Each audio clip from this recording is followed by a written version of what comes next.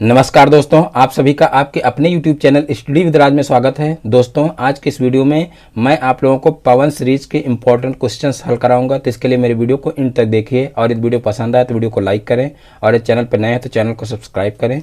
तो चलिए देखते हैं आज का पहला क्वेश्चन। तो देखिए, पहला क्वेश्चन है, एक शंकु के आधार की त्रिज्या 3.5 सेंटीमीटर तथा ऊंचाई 12 सेंटीमीटर है। शंकु का आयतन तथा वक्र पृष्ठ ज्ञात कीजिए। यानी कि यहाँ पर देख लीजिए, आधार की त्रिज्या दी हुई है और ऊंचाई जो है शंकु की दी गई है और आयतन और वक्र पृष्ठ शंकु का निकालना है। तो देखिए, सबसे पहले हम क्या करेंगे, यहाँ पर इसकी जो आधार की त्रिज्या है और ऊंचाई उसको लिख लेंगे। त्रिज्या देखिए आर दी हुई है कितनी, 3.5 सेंटीमीटर। और देखिए शंकु की ऊंचाई दी हुई है, ऊंचाई यानी कि एच दिया हुआ है 12 सेंटीमीटर, यानी कि यहाँ पर देख लीजिए 12 सेंटीमीटर। तो इस प्रकार से देखिए, जो ये त्रिज्या दी हुई है 3.5 सेंटीमीटर, इसको चाहे तो हम 7/2 सेंटीमीटर भी लिख सकते हैं, जिससे सॉल्व करने में जो है आसानी हो जाएगी। यानी कि यहाँ पर 7/2 का मतलब क्या हो जाएगा, 7 का आधा करना है हमको, तो 7 का आधा 3.5 हो जाएगा। तो इस प्रकार से इसको इस रूप में भी लिखा जा सकता है।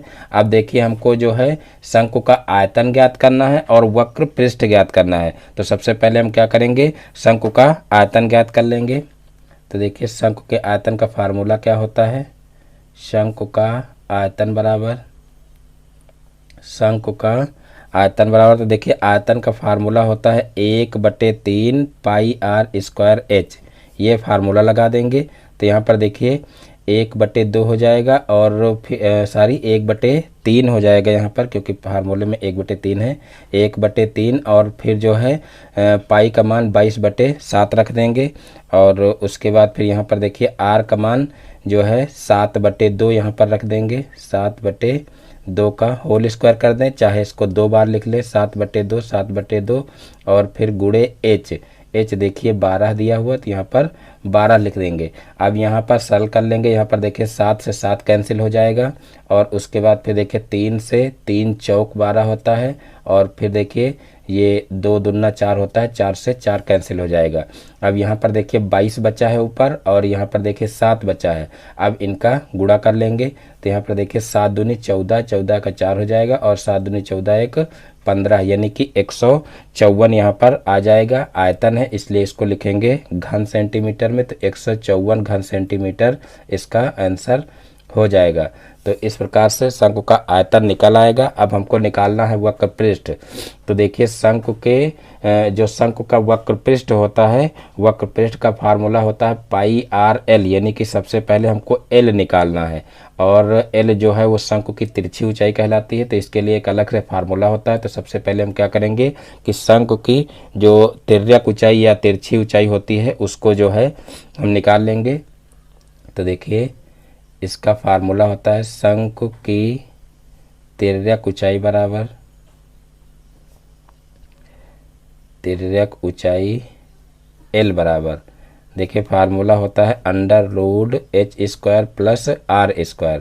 तो यहाँ पर देखिए h दिया हुआ है 12, तो यहाँ पर जो है 12 का स्क्वायर कर देंगे और उसके बाद फिर r दिया हुआ है देखिए कितना 7/2, तो यहाँ पर 7/2 का होल स्क्वायर कर देंगे और फिर इसको सॉल्व कर लेंगे। तो यहाँ पर देखिए 12 का स्क्वायर करेंगे तो कितना होता है, 12 बराइयों में 144 होता है, तो यहाँ पर 144 हो जाएगा और फिर प्लस यहाँ पर देखिए 7 7 49 हो जाएगा और बटे देखिए हो जाएगा 2 दूना 4 और फिर यहाँ पर देखिए एलसीएम ले लेंगे। तो देखिए एलसीएम लेंगे तो यहाँ पर कितना हो जाएगा, 4 चौक 16, 16 का 6 और उसके बाद फिर 4 चौक 16 और एक 17, 17 का 7 और फिर जो है 4 एकम 4 और एक 5 और बटे में यहाँ पर हो जाएगा देखिए प्लस में 49 और बटे में हो जाएगा 4। अब यहाँ पर रूट लग जाएगा। अब इन दोनों को जोड़ लेंगे। तो यहाँ पर देखिए जोड़ेंगे तो कितना आएगा, देखिए 9 6 15, 15 का 5 हो जाएगा और फिर यहाँ पर 7 4 11 और एक 12, 12 का 2 हो जाएगा और फिर यहाँ पर देखिए 5 एक 6 हो जाएगा, यानी कि 625 हो जाएगा और बटे में 4 हो जाएगा और इसके ऊपर रूट लग जाएगा। अब यहाँ पर देखिए 625 का वर्गमूल निकालेंगे तो 625 का वर्गमूल क्या आएगा, 25 आएगा, क्योंकि 25 का 25 से गुणा करेंगे तो 625 आता है। और फिर 4 का वर्गमूल निकालेंगे तो 2 आएगा। तो इस प्रकार से शंकु की जो तिर्यक ऊंचाई है वो आ जाएगी 25/2। तो इस प्रकार से देखिए शंकु की जो तिर्यक ऊंचाई है वो निकल आई है। अब जो है हम क्या करेंगे कि शंकु का वक्र पृष्ठ निकाल लेंगे। तो सीधे से यहाँ पर शंकु के वक्र पृष्ठ का फार्मूला लगा देंगे। तो देखिए शंकु के वक्र पृष्ठ का फार्मूला क्या होता है, शंकु का वक्र पृष्ठ। तो देखिए शंकु के वक्र पृष्ठ का फार्मूला होता है πr/l। अब यहाँ पर देखिए पाई का मान रखेंगे 22/7 और जो है आर का मान कितना रखेंगे, तो देखिए आर है 7/2, तो यहाँ पर 7/2 कर देंगे और गुणे एल का मान अभी निकाल चुके हैं, एल का मान है 25/2, तो यहाँ पर जो है 25/2 कर देंगे। अब जो है इसको सरल कर लेंगे। तो यहाँ पर देखिए 7 से 7 कैंसिल हो जाएगा और फिर यहाँ पर देखिए 2 से कैंसिल कर देंगे 22 को, तो यहाँ पर आ जाएगा 11 और फिर 11 और 25 का गुणा कर लेंगे और फिर 2 से भाग कर लेंगे। तो यहाँ पर देखिए 11 और 25 का गुणा करेंगे तो यहाँ पर 11 पचे 55, 55 का 5 हो जाएगा और फिर 11 दूना 22 और 22 5 कितना हो जाएगा, तो 22 5 27 हो जाएगा। तो यहाँ पर आ जाएगा ऊपर 275 और फिर बटे 2 कर देंगे। अब 2 से इसका भाग करेंगे तो देखिए 2 एक कम 2 हो जाएगा और फिर देखिए 2 तिहाई 6 हो जाएगा और फिर 2 सते 14 हो जाएगा और फिर पॉइंट लगा देंगे, फिर 2 पंचे 10 हो जाएगा, यानी कि 137.5 आ जाएगा। देखिए वक्र पृष्ठ है इसलिए इसको वर्ग सेंटीमीटर में लिखेंगे, यानी कि 137.5 वर्ग सेंटीमीटर इसका आंसर आ जाएगा। तो इस प्रकार से ये क्वेश्चन आसानी से हल हो जाएगा। यानी कि इसमें देखिए त्रिज्या और ऊंचाई दी हुई थी और इसकी सहायता से सबसे पहले हम आयतन निकालेंगे और आयतन निकालने के बाद फिर शंकु की तिर्यक ऊंचाई निकालेंगे, क्योंकि देखिए तिर्यक ऊंचाई इसमें कहा नहीं गया, लेकिन वक्र पृष्ठ जो निकाला जाता है उसमें तिर्यक ऊंचाई की जो है ज़रूरत पड़ती है, इसलिए यहाँ पर सबसे पहले तिर्यक ऊंचाई निकालेंगे और तिर्यक ऊंचाई निकालने के बाद फिर बड़ी ही आसानी से शंकु का वक्र पृष्ठ निकाल लेंगे। तो इस प्रकार से ये क्वेश्चन आसानी से हल हो जाएगा। अब देखते हैं नेक्स्ट क्वेश्चन। तो देखिए नेक्स्ट क्वेश्चन है क्वेश्चन नंबर 2। एक शंकु की ऊंचाई 48 सेंटीमीटर और आधार का व्यास 28 सेंटीमीटर है। इस शंकु का आयतन, वक्र पृष्ठ और संपूर्ण पृष्ठ ज्ञात कीजिए। देखिए जो क्वेश्चन ऊपर सॉल्व किए हैं सेम वैसे ही ये भी करना है। वहाँ पर देखिए त्रिज्या और जो है ऊंचाई दी हुई थी और यहाँ पर ऊंचाई और व्यास दिया हुआ है, तो व्यास की सहायता से त्रिज्या निकाल लेंगे। बाकी क्वेश्चन वही है, यहाँ पर सिर्फ जो है आयतन और वक्र पृष्ठ के अलावा संपूर्ण पृष्ठ भी ज्ञात करना है। तो देखिए सबसे पहले हम क्या करेंगे, शंकु की ऊंचाई h लिख लेंगे। तो देखिए ऊंचाई h जो है वो दी हुई है 48 सेंटीमीटर और उसके बाद फिर देखिए व्यास यानी कि d दिया हुआ कितना 28 सेंटीमीटर। तो जब d 28 सेंटीमीटर दिया हुआ है तो r बराबर क्या हो जाएगा, d/2 यानी कि 28/2 हो जाएगा और 28/2 यानी 28 का आधा करेंगे तो आ जाएगा 14 सेंटीमीटर। तो इस प्रकार से इसकी जो त्रिज्या है वो आ जाएगी 14 सेंटीमीटर। और अब जो है यहाँ पर हम क्या करेंगे, सीधे से शंकु के आयतन का फार्मूला लगा देंगे। तो देखिए शंकु के आयतन का फार्मूला क्या होता है, शंकु का आयतन बराबर, देखिए शंकु के आयतन का फार्मूला होता है 1/3 πr²h। तो ये फार्मूला यहाँ पर लगा देंगे। तो 1/3 गुणे पाई का मान रख लेंगे 22/7 और फिर यहाँ पर देखिए r² है। तो देखिए r का मान यहाँ पर कितना दिया हुआ है 14 सेंटीमीटर। तो यहाँ पर देखिए 14 गुणे 14 कर लेंगे और फिर गुणे h दिया हुआ है 48, तो यहाँ पर गुणे में 48 कर लेंगे। अब इन सभी को सरल कर लेंगे। तो यहाँ पर देखिए 7 से 14 को काट देंगे, 7 दूनी 14 हो जाएगा और फिर यहाँ पर देखिए जो है 3 से इसको काट देंगे तो यहाँ पर हो जाएगा 3 एक कम 3 और यहाँ पर बचा 18। तो देखिए 6 3 18 होता है, तो यहाँ पर 6 हो जाएगा। तो इस प्रकार से ये सरल हो जाएगा। अब इन सभी का गुणा कर लेंगे। तो यहाँ पर देखिए 22 दूना 44 हो जाएगा और फिर गुणे उसके बाद देखिए यहाँ पर 16 का गुणा क्या करेंगे 14 से कर लेंगे, यानी कि यहाँ पर देखिए 22 दूना 44 होगा। उसके बाद 14 का गुणा 16 से करेंगे तो देखिए 14 छंग 84 हो जाएगा, 84 का 4 और फिर देखिए 14 एकम 14 हो जाएगा और फिर 14 और 8 22 हो जाएगा, यानी कि यहाँ पर आ जाएगा 224। अब 224 का 44 से गुणा करेंगे तो देखिए इधर साइड में कर लेते हैं, 224 का गुणा 44 से करना है तो यहाँ पर देखिए जो है 4 चौक 16, 16 का 6 हो जाएगा और 4 दूना 8 एक 9 हो जाएगा और फिर यहाँ पर 4 दूना 8 हो जाएगा। अब इधर एक क्रॉस लगा देंगे और यही संख्या फिर लिख लेंगे क्योंकि यहाँ पर 4 से ही गुणा करना है। तो यहाँ पर 6 हो जाएगा, 9 हो जाएगा, 8 हो जाएगा और फिर इन सभी को नीचे उतार लेंगे, यानी कि इनका जोड़ कर लेंगे तो देखिए यहाँ पर 6 हो जाएगा और फिर 9 6 15, 15 का 5 हो जाएगा और फिर यहाँ पर देखिए जो है 8 और 9 17 और 17 एक 18, 18 का 8 हो जाएगा और फिर यहाँ पर 9 हो जाएगा, यानी कि 9856 यहाँ पर आ जाएगा, यानी कि यहाँ पर 9856 घन सेंटीमीटर इसका आंसर हो जाएगा। क्योंकि ये जो है आयतन है इसलिए इसको घन सेंटीमीटर में लिखेंगे। तो इस प्रकार से शंकु का आयतन निकल आएगा। अब जो है क्या करना है, देखिए शंकु का आयतन ज्ञात करना था, वक्र पृष्ठ और संपूर्ण पृष्ठ। तो देखिए वक्र पृष्ठ के लिए हमको क्या करना पड़ेगा, सबसे पहले तिर्यक ऊंचाई निकालनी पड़ेगी। तो देखिए तिर्यक ऊंचाई का फार्मूला होता है L बराबर √h² प्लस आर स्क्वायर। तो देखिए h यहाँ पर दिया हुआ है 48, तो यहाँ पर 48 का स्क्वायर कर देंगे और जो है r कितना दिया हुआ है, तो r देखिए दिया हुआ है 14, तो यहाँ पर देखिए 14 का स्क्वायर कर देंगे। अब 48 का स्क्वायर यहाँ पर निकाल लेंगे कितना होगा, तो इधर साइड में देखिए गुणा कर लेते हैं। तो देखिए 48 गुणे 48 करना है तो देखिए 8 अठाई 64, 64 का 4 हो जाएगा, फिर देखिए 4 अठे 32 हो जाएगा और 32 6 38 हो जाएगा और फिर यहाँ पर देखिए जो है 8 अठाई 64, 64 का 4 हो गया और फिर 8 चौक 32 और 32 और 6 38 हो गया। अब यहाँ पर 4 का गुणा करेंगे तो देखिए फिर यहाँ पर एक क्रॉस लगाएंगे इधर और फिर 4 अठे 32, 32 का 2 हो जाएगा और 4 चौक 16 और 16 और 3 19। तो यहाँ पर इसको जोड़ लेंगे तो देखिए यहाँ हो जाएगा 4, यहाँ पर 8 2 10, 10 का 0 और यहाँ पर 9 3 12 1 13 और फिर यहाँ पर देखिए 2 हो जाएगा, यानी कि यहाँ पर 2304 आ जाएगा। तो जो है 2304 में क्या करेंगे, इसका स्क्वायर प्लस करना है, तो यहाँ पर इसका स्क्वायर भी निकाल लेंगे। तो देखिए 14 का स्क्वायर तो सभी को पता ही होगा जो है 196 होता है। तो यहाँ पर जो है इस तरीके से लिख लेंगे। सबसे पहले 48 का स्क्वायर कितना आया है 2304 और फिर प्लस हो जाएगा देखिए 14 का स्क्वायर, तो 14 का स्क्वायर होता है 196 और फिर इसको प्लस कर लेंगे।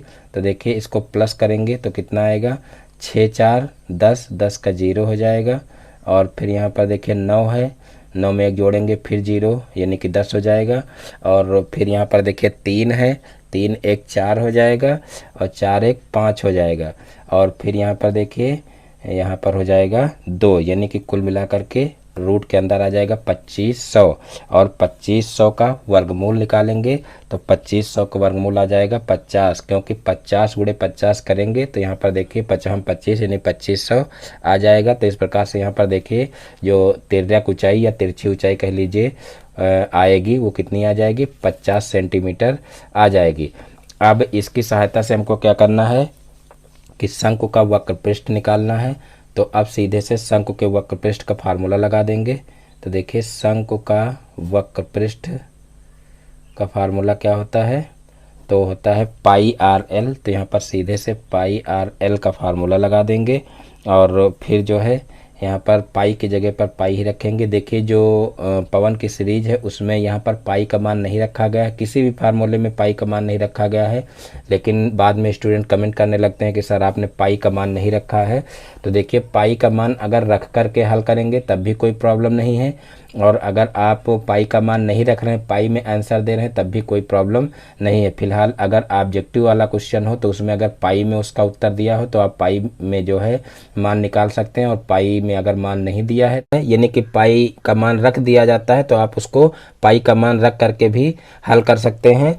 तो इस प्रकार से जो ऑब्जेक्टिव टाइप के क्वेश्चन है उसमें तो अनिवार्य रूप से ये देखना रहता है कि आंसर पाई में आ रहा है कि ऐसे ही आ रहा है। और जब आपको ऐसे इस टाइप का यानी लघुत्तरीय या अति लघुत्तरीय क्वेश्चन सॉल्व करने के लिए दिया जाए, तो वहाँ पर जो है हम क्या कर सकते हैं कि अपनी इच्छा अनुसार पाई का मान रख भी सकते हैं और नहीं भी रख सकते हैं। तो इस प्रकार से इसको सॉल्व किया जा सकता है। तो यहाँ पर देखिए पाई आर एल फार्मूला लगाएंगे शंकु के वक्र पृष्ठ का। तो यहाँ पर देखिए पाई की जगह पर पाई रखेंगे, यानी कि इसका मान हम नहीं रख रहे हैं। और आर देखिए कितना है, तो आर है देखिए 14, तो यहाँ पर 14 रख देंगे। और फिर एल देखिए निकाले हैं 50, तो यहाँ पर 50 रख देंगे। तो इस प्रकार से यहाँ पर देखिए 14 पंचे कितना होता है 70, यानी कि यहाँ पर आ जाएगा 700। और यहाँ पर पाई है तो आगे पाई लिख देंगे। तो इस प्रकार से जो है 700 पाई इसका आंसर आ जाएगा। और जो है वक्र पृष्ठ है इसलिए इसको वर्ग सेंटीमीटर में लिखेंगे। तो इस प्रकार से इसका वक्र पृष्ठ भी निकल आएगा। अब हमको क्या करना है कि शंकु का संपूर्ण पृष्ठ निकालना है। तो यहाँ पर हम शंकु के संपूर्ण पृष्ठ का फार्मूला लगा देंगे। तो देखिए शंकु का संपूर्ण पृष्ठ का फार्मूला क्या होता है, संपूर्ण पृष्ठ। तो देखिए शंकु के संपूर्ण पृष्ठ का फार्मूला होता है पाई आर और होता है एल प्लस आर, यानी कि ब्रैकेट के बाहर लिखेंगे पाई आर और ब्रैकेट के अंदर एल प्लस आर। तो यहाँ पर भी देखिए हम पाई का मान नहीं रख रहे हैं, यानी कि पाई की जगह पर पाई ही रखेंगे और आर का जो है मान रख लेंगे। तो आर देखिए कितना है, तो आर 14 है, तो यहाँ पर 14 लिख लेंगे। और फिर यहाँ पर एल देखिए 50 निकाल चुके हैं, तो यहाँ पर 50 हो जाएगा। और फिर आर जो है कितना हो जाएगा 14 हो जाएगा। तो यहाँ पर हो जाएगा देखिए पाई गुणे 14। और यहाँ पर देखिए 50 और 14 को जोड़ लेंगे, तो 50 और 14 को जोड़ेंगे तो 64 हो जाएगा। तो यहाँ पर गुणे में 64 हो जाएगा। अब 64 और 14 का जो है गुणा कर लेंगे। तो देखिए 64 और 14 का गुणा करेंगे तो 14 चौको 56 हो जाएगा। और 56 का देखिए 6 हो जाएगा। और फिर देखिए 14 छंग 84 और 84 और 5 कितना हो जाएगा 89। तो यहाँ पर देखिए 89 लिख लेंगे, यानी कि 896 आ जाएगा।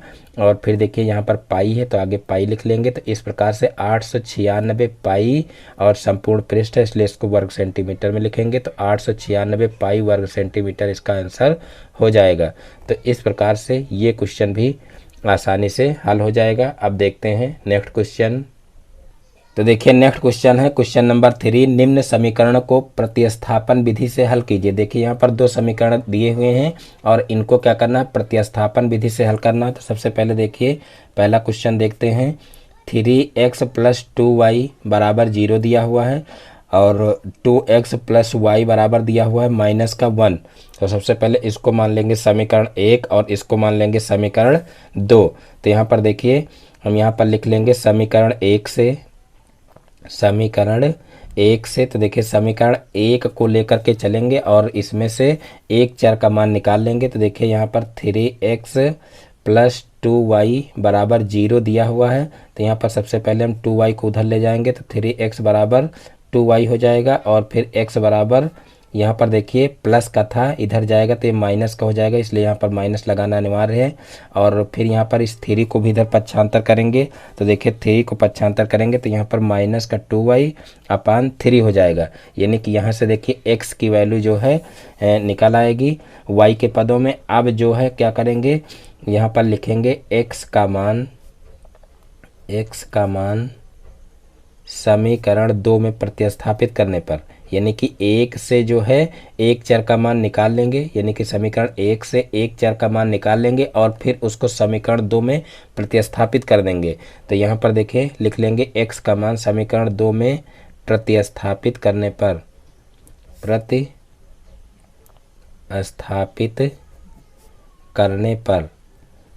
तो इस तरीके से प्रतिस्थापित कर देंगे। यहाँ पर देखिए समीकरण 2 है क्या 2x + y = -1 है। और यहाँ पर देखिए x की जगह पर हमको ये मान रखना, तो यहाँ पर 2 माइनस हो जाएगा 2y और फिर /3 और फिर यहाँ पर प्लस का y है तो प्लस का y लिख लेंगे बराबर माइनस का 1 है। अब जो है इसका अंदर गुणा कर लेंगे तो यहाँ पर देखिए माइनस का 2 दूना 4 हो जाएगा और जो है माइनस का 4y और अपान 3 हो जाएगा और प्लस का y बराबर माइनस का 1 हो जाएगा।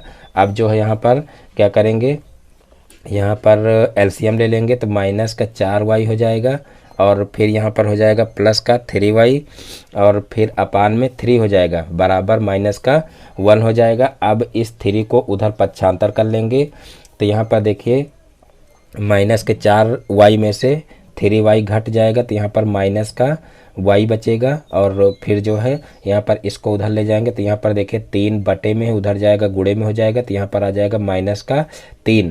अब यहाँ पर देखिए माइनस माइनस आपस में कैंसिल हो जाएगा तो y बराबर आ जाएगा 3। तो इस प्रकार से y की वैल्यू निकल आई है। अब y की वैल्यू किसी भी समीकरण में रख करके x की वैल्यू निकाल लेंगे तो यहाँ पर जो है लिख देते हैं y का मान समीकरण 1 में रखने पर, y का मान समीकरण 1 में रखने पर, तो इस प्रकार से y का मान समीकरण 1 में रख देंगे तो यहाँ पर देखिए समीकरण 1 क्या है 3x प्लस 2y बराबर 0 है और इसमें y की जगह पर हम जो है 3 मान रख देंगे तो यहाँ पर हो जाएगा 3x प्लस 2 इंटू 3 बराबर 0। तो यहाँ पर हो जाएगा 3x प्लस 3 दूना 6 हो जाएगा बराबर 0 और इस 6 को उधर पक्षांतर कर लेंगे तो यहाँ पर हो जाएगा 3x बराबर माइनस का 6 और फिर x बराबर हो जाएगा माइनस का 6 बटे 3 यानी कि ये जो 3 है ये इधर जाएगा तो भाग करेगा क्योंकि यहाँ पर x के साथ में गुणा कर रहा तो इस प्रकार से यहाँ पर x बराबर 3 दूना 6 यानी कि माइनस का 2 आ जाएगा। तो देखिए जो है x की वैल्यू आ जाएगी जो है माइनस का 2 और जो है y की वैल्यू क्या आ जाएगी तो वो आ जाएगी 3। तो इस प्रकार से ये क्वेश्चन भी आसानी से हल हो जाएगा। अब जो है इसका सेकंड पार्ट देखते हैं। तो देखिए इसका जो सेकंड क्वेश्चन है उधर साइड में ही देख लेते हैं। देखिए यहाँ पर है x माइनस वाई बराबर माइनस का 6 और x प्लस वाई बराबर माइनस का 18। तो इधर साइड में इसको देख लेते हैं। यहाँ पर देखिए ये हो जाएगा समीकरण 1 और ये हो जाएगा समीकरण 2। अब यहाँ पर सबसे पहले देखिए प्रतिस्थापन विधि से हल करना तो सबसे पहले हम क्या करेंगे कि समीकरण 1 से यहाँ पर लिखेंगे और समीकरण 1 से क्या करेंगे एक जो है चर का मान निकाल लेंगे। तो यहाँ पर देखिए x माइनस वाई बराबर माइनस का 6 दिया हुआ है तो यहाँ से हम क्या करेंगे x की वैल्यू निकाल लेंगे। तो यहाँ पर माइनस का 6 और प्लस का y हो जाएगा। अब इस x की वैल्यू क्या करेंगे समीकरण 2 में प्रतिस्थापित कर देंगे। तो यहाँ पर लिख लेंगे x का मान समीकरण 2 में प्रतिस्थापित करने पर समीकरण 2 में प्रतिस्थापित करने पर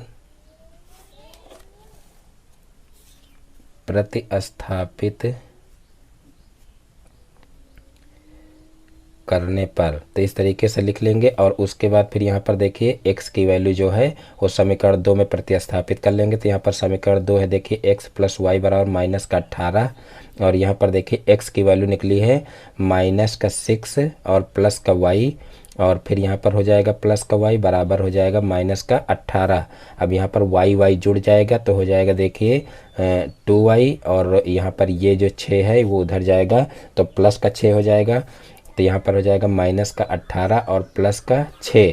तो इस प्रकार से यहाँ पर 2y बराबर हो जाएगा देखिए 18 में से 6 जाएगा तो यहाँ पर बचेगा 12 और माइनस का बचेगा क्योंकि माइनस की संख्या बड़ी है। अब यहाँ पर y बराबर माइनस का 12 बटे 2 कर देंगे क्योंकि 2 यहाँ पर देखिए गुणा कर रहा है तो उधर जाएगा तो भाग करेगा।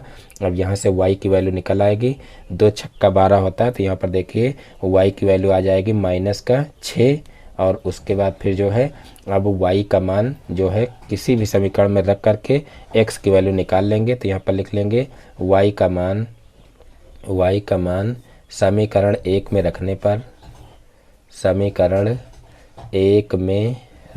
पर तो इस प्रकार से समीकरण 1 में जो है रख देंगे। तो देखिए समीकरण 1 क्या है x माइनस वाई बराबर माइनस का 6 है। तो यहाँ पर देखिए जो है क्या करेंगे x की जगह पर जो है सारी y की जगह पर मान रख देंगे। तो देखिए y की वैल्यू कितनी है माइनस का 6 है। तो यहाँ पर देखिए x माइनस, यहाँ पर ऑलरेडी पहले से माइनस लगा हुआ तो इसलिए माइनस लगाएंगे। उसके बाद ब्रैकेट के अंदर लिखेंगे माइनस का 6 बराबर माइनस का 6 हो जाएगा। अब x माइनस माइनस का गुणा होगा तो प्लस का 6 हो जाएगा बराबर माइनस का 6 हो जाएगा। और फिर x बराबर यहाँ पर देखिए इस 6 को उधर पक्षांतर करेंगे तो इधर प्लस का उधर जाएगा माइनस का हो जाएगा। और फिर माइनस का 6 और माइनस का 6 आपस में जुड़ जाएगा, क्योंकि माइनस माइनस जुड़कर माइनस होते तो यहाँ पर चिन्ह माइनस का लगेगा और ये दोनों जुड़ जाएंगे तो 6 6 12 हो जाएगा। यानी कि x की वैल्यू माइनस का 12 आ जाएगी और y की वैल्यू ऊपर माइनस का 6 निकाल चुके हैं। तो इस प्रकार से ये क्वेश्चन भी आसानी से हल हो जाएगा। अब देखते हैं नेक्स्ट क्वेश्चन। तो देखिए नेक्स्ट क्वेश्चन है क्वेश्चन नंबर 4। निम्न समीकरण को विलोपन विधि से हल कीजिए। यहाँ पर देखिए दो समीकरण दिए हुए हैं, इनको क्या करना है, विलोपन विधि से हल करना है। अभी आप लोग प्रतिस्थापन विधि से जो है दो समीकरण हल कर चुके हो, तो यहाँ पर देखिए इनको जो है विलोपन विधि से हल करना है। तो यहाँ पर देखिए जो है हम क्या करेंगे, सीधे से एक चर का विलोप कर देते हैं। यहाँ पर देखिए एक चर बराबर है, क्योंकि यहाँ पर ऊपर y दिया हुआ है नीचे भी y दिया हुआ है, चिन्ह विपरीत है इसलिए यहाँ पर लिखेंगे जोड़ने पर। अगर चिन्ह समान होते तो लिखते घटाने पर। तो यहाँ पर देखिए जोड़ने पर लिखेंगे तो इस प्रकार से ये पद जो है आपस में कैंसिल हो जाएगा। और यहाँ पर देखिए x में 2x जुड़ जाएगा तो यहाँ पर हो जाएगा 3x। और यहाँ पर देखिए 8 7 15 हो जाएगा। अब यहाँ से देखिए x की वैल्यू निकाल लेंगे तो देखिए 3 को इधर पक्षांतर करेंगे तो 15/3 हो जाएगा। तो इस प्रकार से x बराबर आ जाएगा 3 5 15 यानी कि 5 आ जाएगा। अब जो है x की वैल्यू किसी भी समीकरण में रख करके y की वैल्यू निकाल सकते हैं। तो यहाँ पर लिख लेंगे x का मान समीकरण 1 में रखने पर, समीकरण 1 में रखने पर, तो इस प्रकार से समीकरण 1 में इसका मान रख लेंगे। तो देखिए x प्लस वाई बराबर 7 है, तो यहाँ पर देखिए x की वैल्यू रखेंगे 5 तो प्लस y बराबर 7 हो जाएगा। और y बराबर हो जाएगा 7 माइनस 5। और फिर y बराबर 7 में से 5 को माइनस करेंगे तो बचेगा 2। तो इस प्रकार से y बराबर 2 हो जाएगा और x बराबर 5 निकाल चुके हैं। तो इस प्रकार से ये क्वेश्चन भी आसानी से हल हो जाएगा। अब देखते हैं नेक्स्ट क्वेश्चन। तो देखिए नेक्स्ट क्वेश्चन है क्वेश्चन नंबर 5। एक आयत की लंबाई उसकी चौड़ाई से 5 सेंटीमीटर अधिक है। यदि आयत का परिमाप 40 सेंटीमीटर हो तो इसकी लंबाई तथा चौड़ाई निकालिए। एक आयत की लंबाई उसकी चौड़ाई से 5 सेंटीमीटर अधिक है। तो यहाँ पर देखिए हम मान लेंगे कि माना आयत की चौड़ाई बराबर, माना आयत की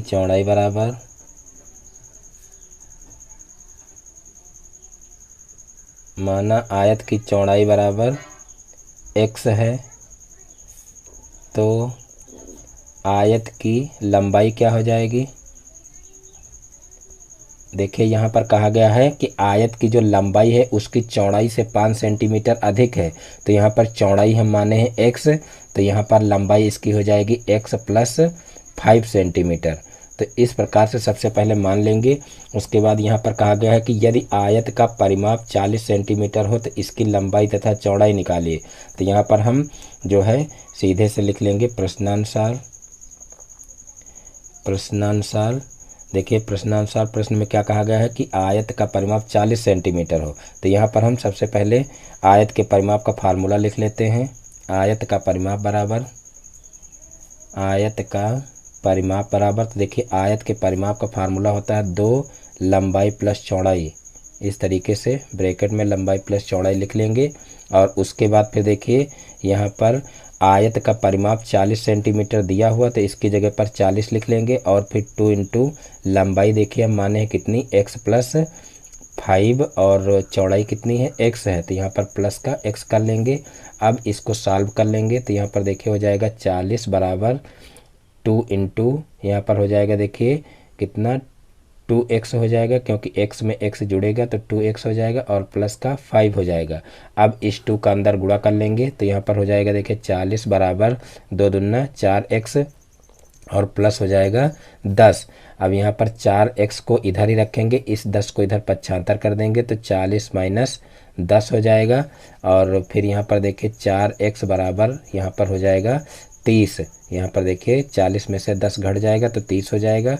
और फिर यहाँ x बराबर हो जाएगा 30/4। अब इसको क्या करेंगे, अब इसको सरल कर लेंगे। तो यहाँ पर सबसे पहले इसको जो है 2 से काटेंगे। तो यहाँ पर देखिए 2 दूना 4 हो जाएगा और यहाँ पर 15 दूना 30 हो जाएगा, यानी कि x बराबर आ जाएगा 15/2। यानी कि x की वैल्यू हमारी आएगी 15 का अगर आधा करेंगे यानी कि आ जाएगा 7.5, या इसको यही लिखा रहने दें तब भी कोई प्रॉब्लम नहीं। तो इस प्रकार से x की वैल्यू हमारी निकल आएगी। अब हमको देखिए आयत की लंबाई और चौड़ाई निकालनी है। तो यहाँ पर देखिए आयत की चौड़ाई क्या हो जाएगी, देखिए आयत की चौड़ाई जो है वो क्या हो जाएगी 7.5 ही हो जाएगी, क्योंकि यहाँ पर आयत की चौड़ाई जो है x ही माने थे तो x की वैल्यू ही इसकी चौड़ाई हो जाएगी। तो यहाँ पर चौड़ाई बराबर 7.5 सेंटीमीटर लिख देंगे।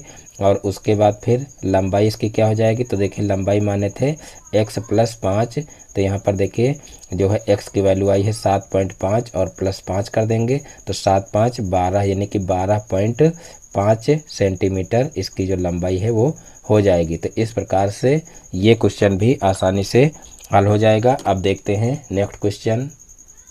तो देखिए नेक्स्ट क्वेश्चन है क्वेश्चन नंबर 6। 2 अंकों की एक संख्या का इकाई का अंक दहाई के अंक से 1 अधिक है। यदि संख्या अंकों के जोड़ के 5 गुने से 3 अधिक हो तो वो संख्या बताइए। 2 अंकों की एक संख्या का इकाई का अंक दहाई के अंक से 1 अधिक है।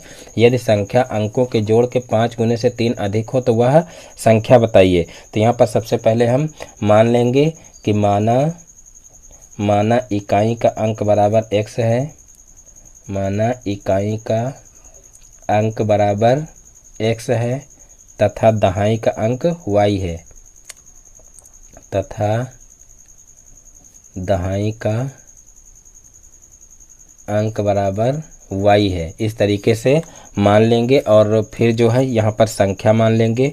तो देखिए संख्या जो है वो क्या होती है, यानी कि जो दहाई का अंक है वो अपने से 10 गुना होता है। तो यहाँ पर संख्या इसकी क्या हो जाएगी, संख्या बराबर तो देखिए संख्या हो जाएगी 10y + x, 10y + x, यानी कि ये जो y है ये अपने से 10 गुना हो जाएगा। तो इस प्रकार से 10y + x जो है संख्या हो जाएगी।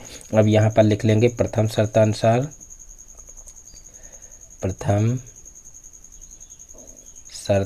यानी कि प्रथम शर्त से इसको लिख लेंगे। तो देखिए प्रथम शर्त में क्या कहा गया है कि इकाई का अंक दहाई के अंक से 1 अधिक है। तो देखिए इकाई का अंक x है और जो है y क्या है, y जो है दहाई का अंक है।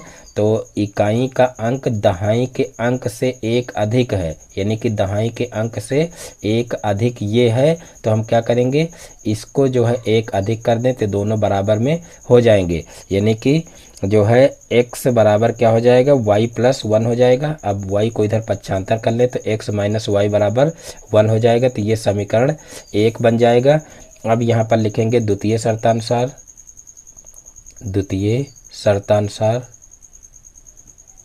तो देखिए द्वितीय शर्त से क्या हो जाएगा, तो देखिए द्वितीय शर्त में कहा गया है कि यदि संख्या अंकों के जोड़ के 5 गुने से 3 अधिक हो। तो देखिए संख्या यहाँ पर क्या है 10y + x है। कहा गया है कि संख्या जो है वो क्या है अंकों के जोड़ के 5 गुने। तो देखिए अंकों का जोड़ x + y हो जाएगा, अंकों के जोड़ के 5 गुने से 3 अधिक है। तो देखिए जो ये जो है अंकों का जोड़ है इसको 5 गुना कर देंगे और 5 गुना में 3 अधिक कर देंगे तो ये जो है संख्या के बराबर हो जाएगा। तो इस प्रकार से द्वितीय शर्तानुसार ये समीकरण बनेगी।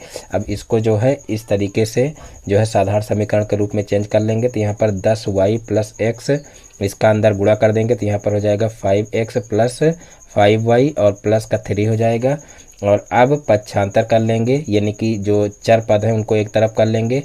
तो यहाँ पर देखिए 10y और माइनस का 5y हो जाएगा और फिर जो है यहाँ पर प्लस का x और माइनस का 5x बराबर 3 हो जाएगा।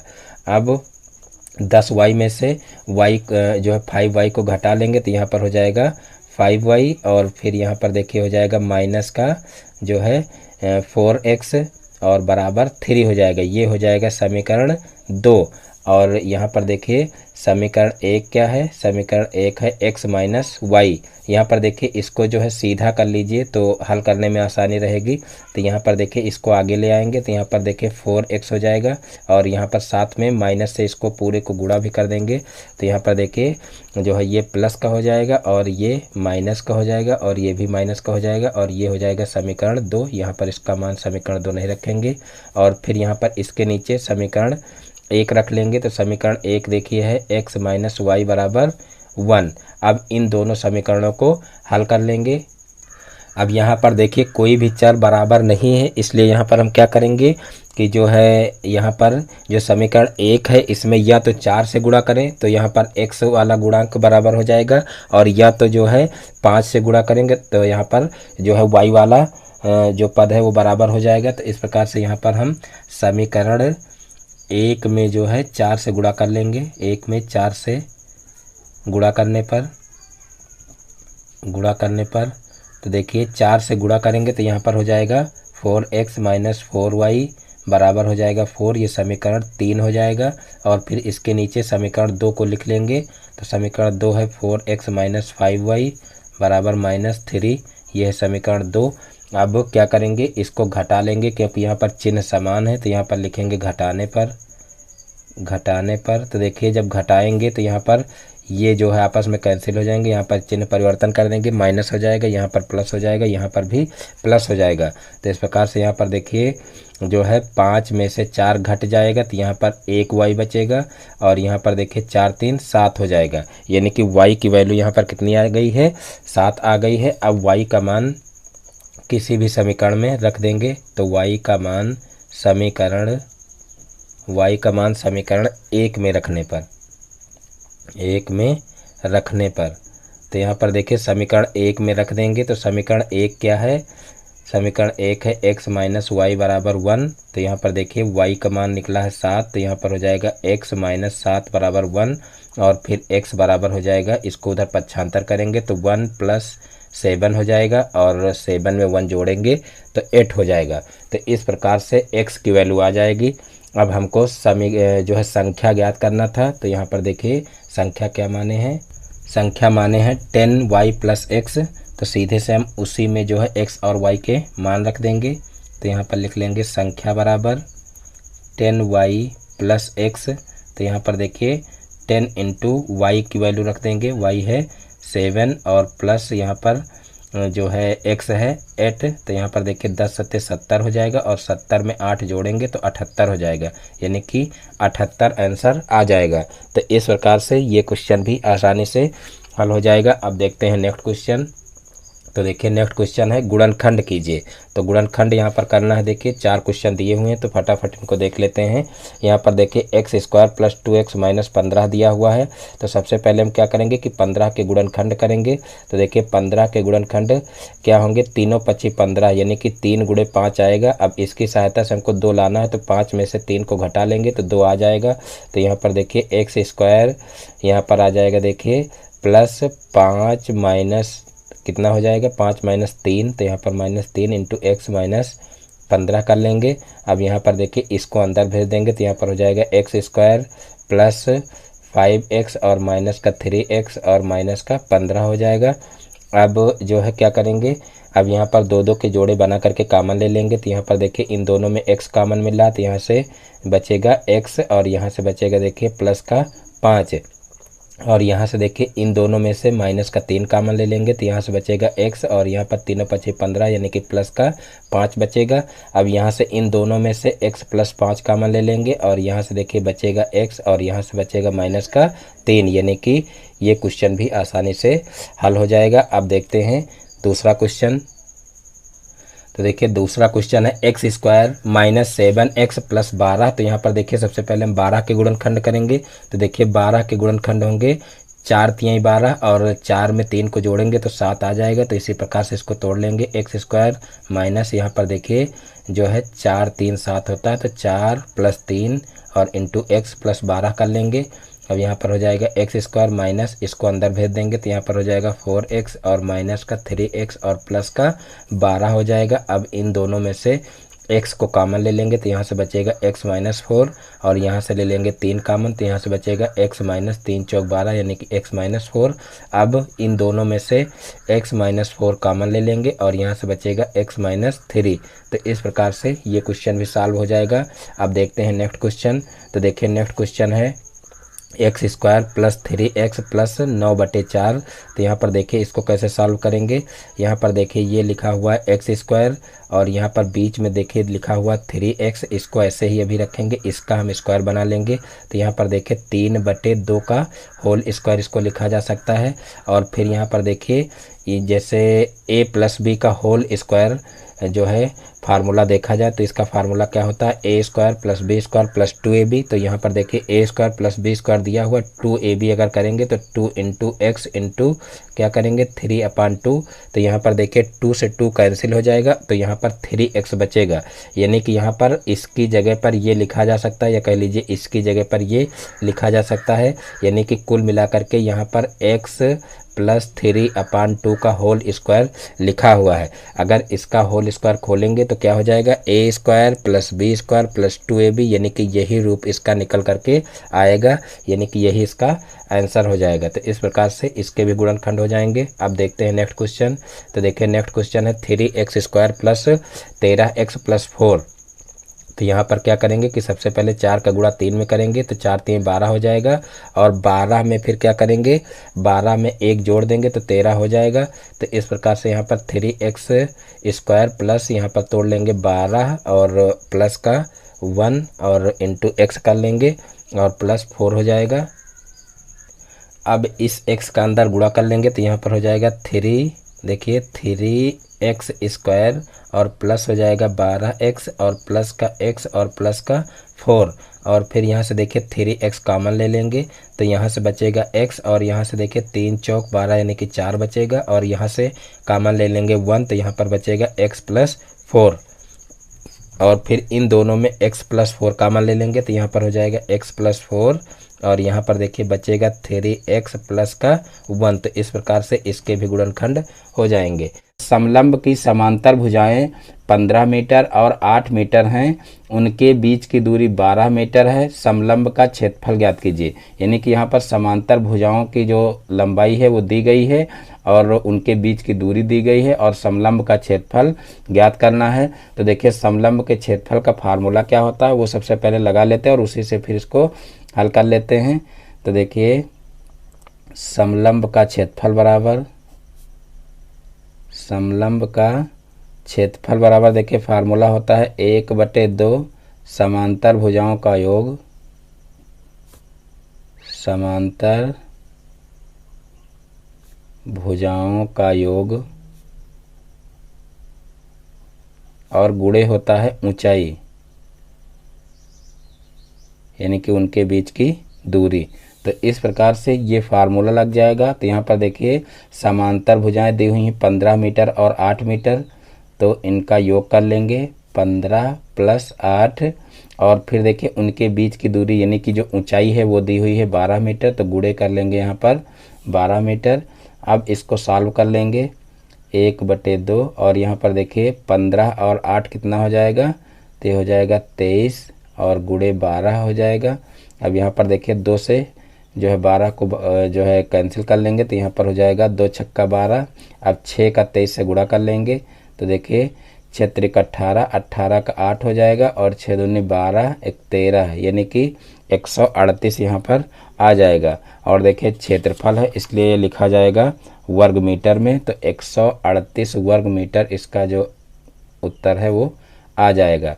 तो इस प्रकार से ये क्वेश्चन आसानी से हल हो जाएगा। अब देखते हैं नेक्स्ट क्वेश्चन।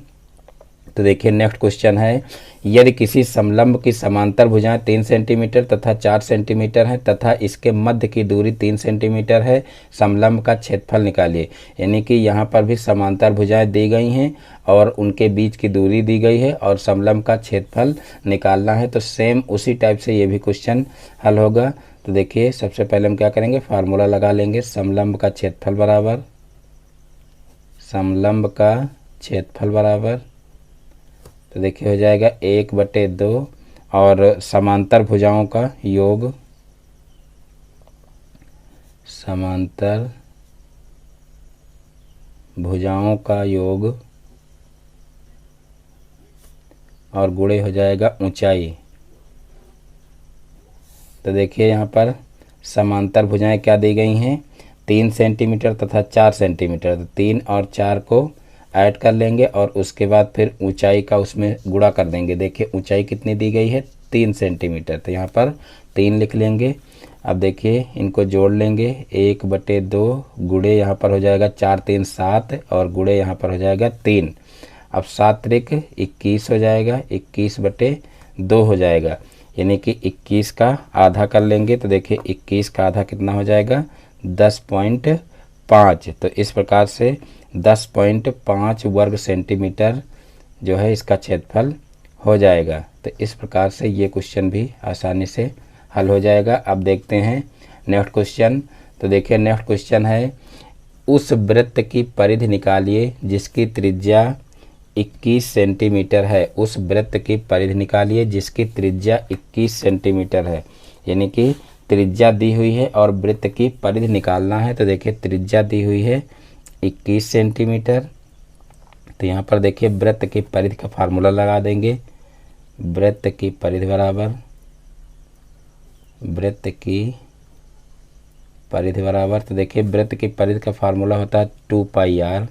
तो 2 इंटू देखिए पाई का मान यहाँ पर रख देंगे। तो पाई का मान होता है 22/7।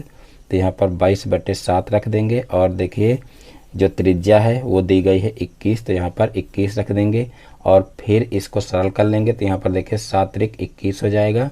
अब यहाँ पर देखिए जो है 22 दूना 44 हो जाएगा और 44 गुणे 3 कर लेंगे। तो देखिए 3 चौक 12, 12 का 2 हो जाएगा, फिर 3 चौक 12 है 13, यानी कि 132 आ जाएगा। और परिधि है इसलिए इसको जो है सेंटीमीटर में ही लिखेंगे। क्षेत्रफल होता तो वर्ग सेंटीमीटर में लिखते। तो इस प्रकार से 132 सेंटीमीटर इसकी परिधि आ जाएगी। तो इस प्रकार से ये क्वेश्चन भी हल हो जाएगा। अब देखते हैं नेक्स्ट क्वेश्चन। तो देखिए नेक्स्ट क्वेश्चन है क्वेश्चन नंबर 4। यदि किसी वृत्त की परिधि 15.7 सेंटीमीटर है, उसका व्यास ज्ञात करें। यानी कि यहाँ पर परिधि दी हुई है और व्यास ज्ञात करना है। तो देखिए मान लीजिए कि परिधि C हो और व्यास D हो। तो यहाँ पर देखिए इसमें संबंध क्या हो जाएगा, परिधि बराबर पाई D, यानी कि ये फार्मूला यहाँ पर बनेगा। क्योंकि देखिए वृत्त की परिधि बराबर 2πr होता है। तो 2r की जगह पर अगर D रख देंगे, यानी कि जो व्यास होता है वो त्रिज्या का 2 गुना होता है।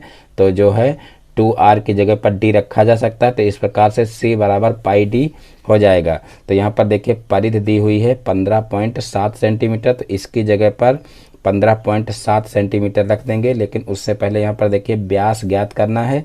तो यहाँ पर व्यास बराबर जो है वो फार्मूला लिख लेंगे, यानी कि D बराबर इस पाई को इधर भेज देंगे तो C/पाई हो जाएगा। अब यहाँ पर देखिए D का जो है वो मान निकालना है। तो D को ऐसे ही रखेंगे और C यहाँ पर दिया हुआ है 15.7, तो यहाँ पर रख लेंगे और पाई का मान रख लेंगे। तो पाई का मान 22/7 होता है। तो यहाँ पर 22 को नीचे रखेंगे और जो 7 है वो ऊपर चला जाएगा गुणे के रूप में। और फिर इसको सॉल्व कर लेते हैं। तो देखिए सॉल्व करने पर ये कितना आएगा, यहाँ पर देखिए सबसे पहले हम क्या करेंगे, इसका इससे गुणा करेंगे और उसके बाद फिर 22 से जो है वो भाग करेंगे। तो यहाँ पर देखिए 7 7 49, 49 का 9 आ जाएगा और फिर 7 5 35 और 35 4 39, 39 का 9 आ जाएगा और उसके बाद फिर 7 एकम 7 और 7 3 10 आ जाएगा। यानी कि यहाँ पर देखिए एक अंक के बाद दशमलव लग जाएगा तो 109.9 आ जाएगा। और बटे में हमको क्या करना है 22, यानी कि 22 से अभी इसको भाग करना है। तो देखिए कितनी बार ये जाएगा, तो देखिए 22 पंचे 110 आता है। यानी कि यहाँ पर अगर हम जो है 5 बार ले जाएं तो 22 पंचे 110 आता है। लेकिन यहाँ पर देखिए पॉइंट में एक संख्या कम है क्योंकि यहाँ पर 109.9 दिया हुआ है। तो यहाँ पर पॉइंट में एक संख्या कम है, यानी कि यहाँ पर 5 के लगभग में आंसर आ जाएगा। यानी कि अगर पॉइंट में आप निकालना चाहें तो पॉइंट में भी निकाल सकते हैं, लेकिन 5 के लगभग में ये आंसर भी लिख सकते हैं 5 सेंटीमीटर। देखिए सीरीज में इसी तरीके से दिया हुआ है आंसर, यानी कि यहाँ पर 5 बार जा सकता है, लेकिन पॉइंट में एक संख्या सिर्फ कम है। अगर पॉइंट में यहाँ एक और होता तो इस प्रकार से यहाँ 10 हो जाता, और यहाँ पर जो है 0 लिख करके फिर यहाँ पर एक अंक इसमें जुड़ जाता तो 110 आ जाता। तो इस प्रकार से यहाँ पर ये पूरा भाग चला जाता है, तो इसलिए इसको 5 सेंटीमीटर लगभग लिख सकते हैं। तो इस प्रकार से ये क्वेश्चन भी हल हो जाएगा। अब देखते हैं नेक्स्ट क्वेश्चन।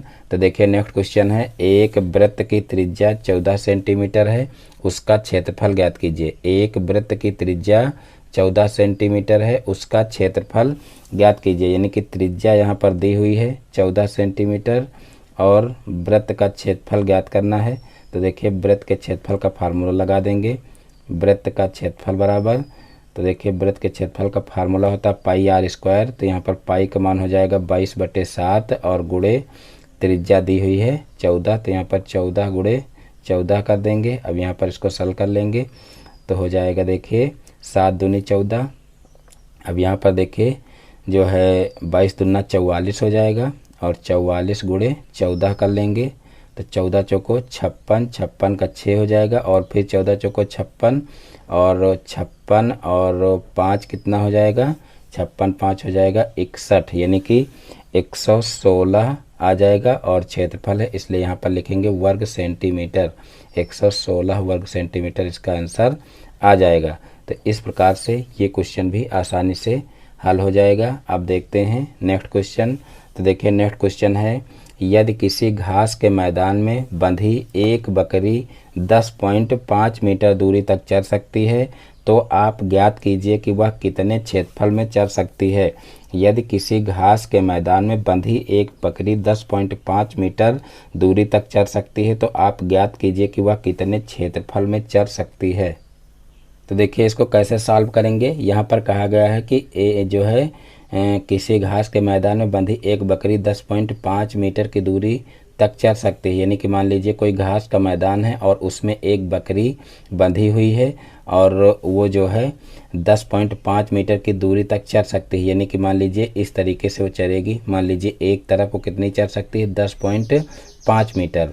और इसी तरीके से मान लीजिए यहाँ पर मान लीजिए खूंटी गड़ी हुई है और एक तरफ इस तरीके से 10.5 मीटर तक चल सकती है। तो इसी तरीके से इस खूंटी के सभी तरफ जो है 10.5 मीटर तक चल सकती है। तो इस तरीके से एक वृत्ताकार क्षेत्र बनेगा और जो ये होगी 10.5 मीटर, ये क्या होगी, ये उस वृत्त की त्रिज्या होगी। यानी कि यहाँ पर r बराबर देखा जाए तो कितना हो जाएगा, 10.5 मीटर। और फिर कहा गया है तो आप ज्ञात कीजिए कि वह कितने क्षेत्रफल में चर सकते हैं। यानी कि इस जो चरे हुए भाग का है इसका क्षेत्रफल निकालना है। तो यहाँ पर लिख लीजिए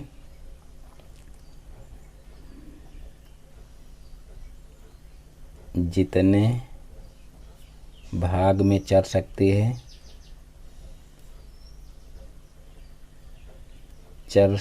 है उसका क्षेत्रफल बराबर तो देखिए ये एक वृत्ताकार भाग होगा इसलिए वृत्त का क्षेत्रफल क्या होता है, पाई आर स्क्वायर होता है। तो यहाँ पर पाई का मान हो जाएगा 22/7 और गुणे यहाँ पर देखिए 10.5 दिया हुआ, तो यहाँ पर 10.5 गुणे 10.5 हो जाएगा। यानी कि यहाँ पर जो है त्रिज्या का स्क्वायर दिया हुआ है। तो इस प्रकार से इसको सॉल्व कर लेंगे। यहाँ पर देखिए 7 से इसको काटेंगे, 7 एकम 7, 7 पच्चे 35, यानी कि यहाँ पर आ जाएगा 1.5। अब जो है इसका गुणा कर लेंगे तो देखिए यहाँ 15 दूना 30, 30 का 0 हो जाएगा और फिर 15 दूना 30, 3 33 हो जाएगा और फिर एक अंक के बाद दशमलव लगा तो यहाँ पर एक अंक के बाद दशमलव लगा लेंगे और फिर गुणे यहाँ पर 10.5 हो जाएगा। अब 10.5 का 33 से गुणा कर लेंगे तो इधर साइड में कर लेते हैं 10.5 और गुणे 33 कर लेते हैं। तो यहाँ पर देखिए तीनों पच्ची 15, 15 का 5 और यहाँ पर देखिए 3 शून्य शून्य और यहाँ 15 आया था, 15 लिख लेंगे पूरा, फिर 3 एकम 3 हो जाएगा। अब यहाँ पर 3 से फिर गुणा करेंगे तो यहाँ पर हो जाएगा तीनों पच्ची 15 और फिर जो है 3 एकम 3। अब इसको जोड़ लेंगे तो यहाँ पर हो जाएगा देखिए 5 और यहाँ पर हो जाएगा 6, यहाँ पर 4, यहाँ पर 3। अब देखिए एक अंक के बाद दशमलव लगा था तो यहाँ पर भी एक अंक के बाद दशमलव लगा देंगे। तो इस प्रकार से यहाँ पर आ जाएगा देखिए 5 और क्षेत्रफल है इसलिए इसको लिखेंगे वर्ग मीटर में। तो यहाँ पर 346 वर्ग मीटर इसका आंसर आ जाएगा। तो इस प्रकार से ये क्वेश्चन भी आसानी से हल हो जाएगा। अब देखते हैं नेक्स्ट क्वेश्चन।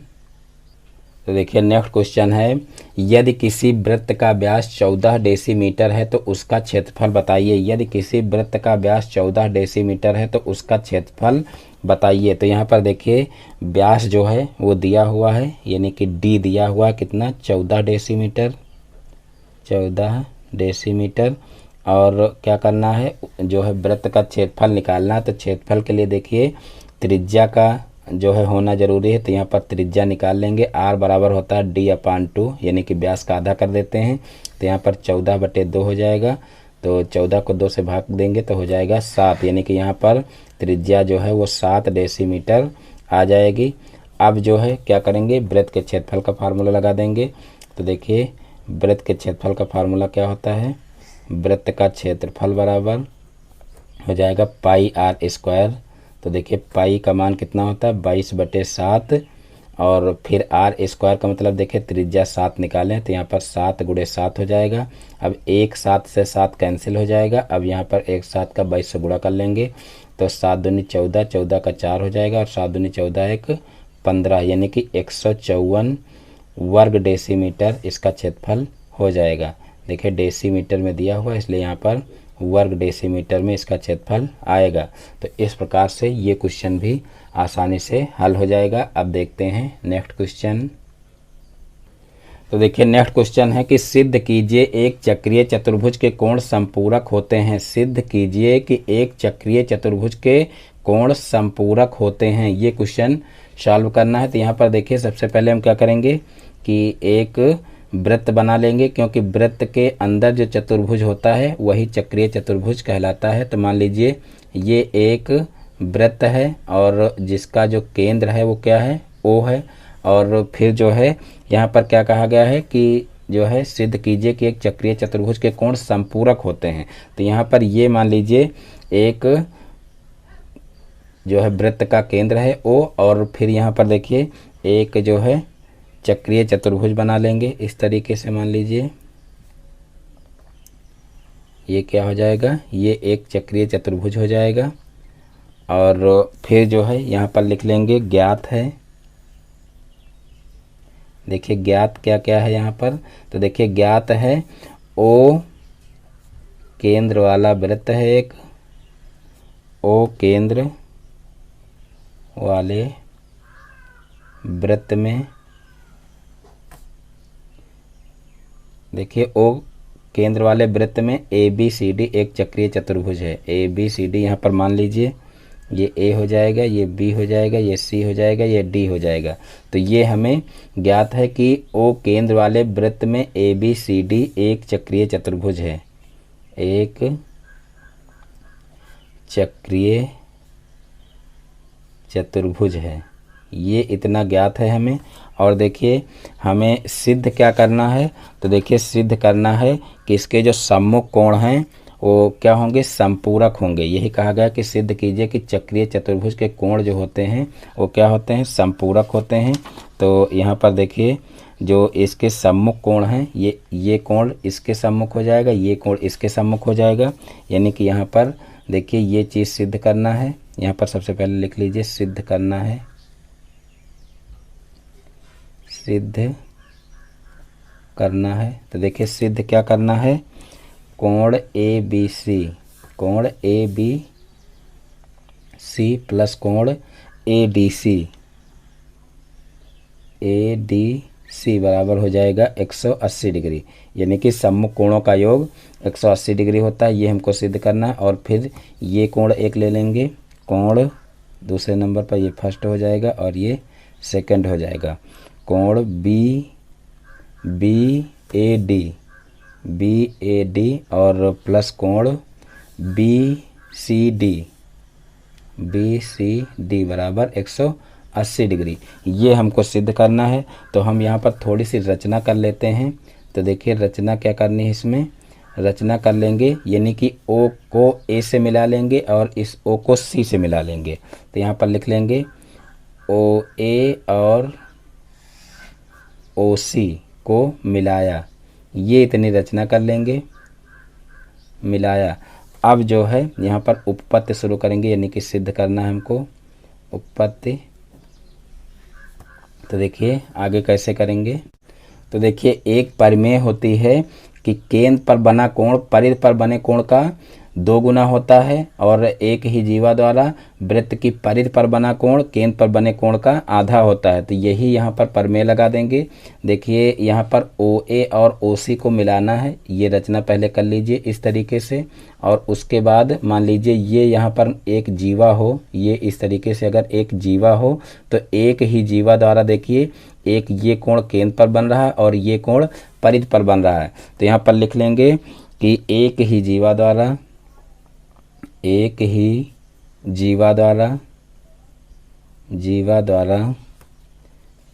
केंद्र पर बना कोण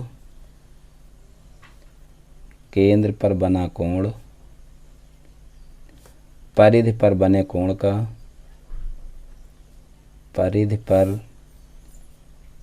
कोण का बने कोण का 2 गुना होता है। देखिए जीवा द्वारा केंद्र पर बना कोण, ये जो केंद्र पर बनता है कोण, ये परिधि पर बने कोण का 2 गुना होता है, 2 गुना होता है।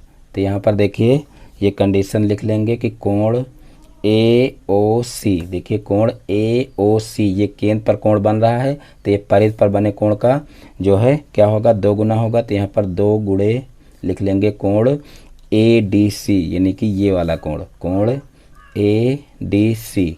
तो एक कंडीशन ये बनेगी। और इसी का उल्टा अगर कहा जाए, जो अभी बताए हैं कि जो परिधि पर बना कोण है वो केंद्र पर बने कोण का आधा होता है, तो यहाँ पर लिख लेंगे इसी प्रकार अगर देखा जाए तो यहाँ पर कोण जो है ADC कितना हो जाएगा, कोण यहाँ पर देखिए चूंकि नहीं लगाएंगे, कोण ADC यानी कि कोण ADC कितना हो जाएगा, तो ये हो जाएगा कोण AOC/2, यानी कि इसका आधा हो जाएगा ये कोण। तो ये एक कंडीशन हो जाएगी। देखिए जो कंडीशन ऊपर लगाए हैं सेम यही कंडीशन फिर यहाँ पर लगा लेंगे। देखिए एक जो है यहाँ पर कोण ये बन रहा है, यहाँ पर देखिए एक कोण ये बन रहा है, तो इसका जो है आधा कोण ये हो जाएगा। जैसे इसका आधा जो है कोण ये है, इसी प्रकार से इसका आधा कोण ये हो जाएगा। यानी कि एक ही जीवा द्वारा, देखिए ये एक जीवा है और एक ही जीवा द्वारा ये केंद्र पर कोण बन रहा है और ये परिधि पर कोण बन रहा है। तो यहाँ पर जो है वही कंडीशन पुनः लगा देंगे। तो यहाँ पर लिख लेंगे इसी प्रकार देखिए क्या हो जाएगा कि कोण ABC बराबर हो जाएगा 1/2 बृहद कोण। देखिए बृहद का मतलब ये बड़ा वाला कोण, बृहद कोण AOC हो जाएगा, AOC। तो यहाँ पर देखिए अब जो है ये जो है इसको मान लेंगे समीकरण 1 और इसको मान लेंगे समीकरण 2, और यहाँ पर देखिए समीकरण 1 और 2 को जोड़ देंगे। तो यहाँ पर लिख लेंगे समीकरण 1 व 2 को जोड़ने पर तो देखिए इन दोनों समीकरणों को जोड़ेंगे तो क्या हो जाएगा, कोण ADC प्लस कोण ABC हो जाएगा। और फिर देखिए दोनों में 1/2 है, क्योंकि यहाँ पर भी देखिए बटे में 2 है और यहाँ पर भी, तो यहाँ पर 1/2 कॉमन ले लेंगे और जो है ब्रैकेट में हो जाएगा देखिए जो है कोण AOC और प्लस बृहद कोण AOC, ये हो जाएगा ब्रैकेट में। अब यहाँ पर देखिए हो जाएगा 1/2। अब देखिए कोण AOC का मतलब ये कोण हो जाएगा AOC और बृहद कोण AOC का मतलब ये कोण हो जाएगा। तो इन दोनों को देखिए ये कोण और ये कोण दोनों जोड़ा गया है तो क्या हो जाएगा पूरा जो संपूर्ण कोण है वो हो जाएगा, यानी कि यहाँ पर इन दोनों कोणों का योग कितना होगा, 360 डिग्री होगा। तो इसकी जगह पर 360 डिग्री लिख लेंगे। तो इस प्रकार से यहाँ पर देखिए 360 का 2 से भाग कर देंगे तो कितना आ जाएगा, 180 डिग्री आ जाएगा।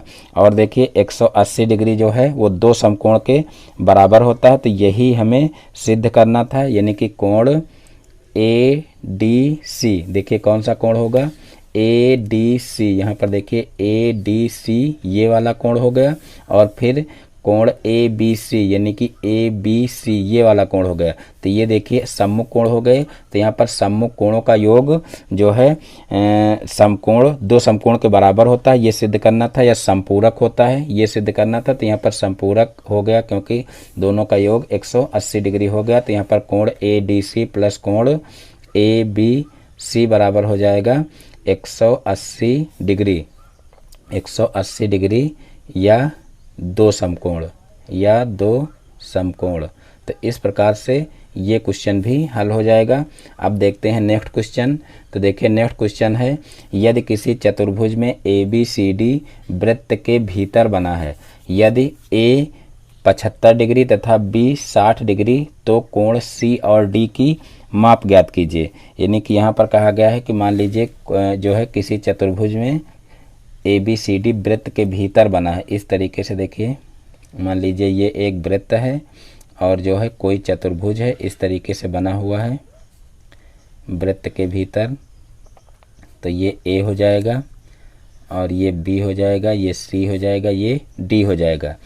तो कहा गया कि किसी चतुर्भुज में ABCD वृत्त के भीतर बना है, और फिर यदि कोण A 75 डिग्री, कोण A जो है वो कितना है, 75 डिग्री है, तथा कोण B जो है वो कितना है, 60 डिग्री है।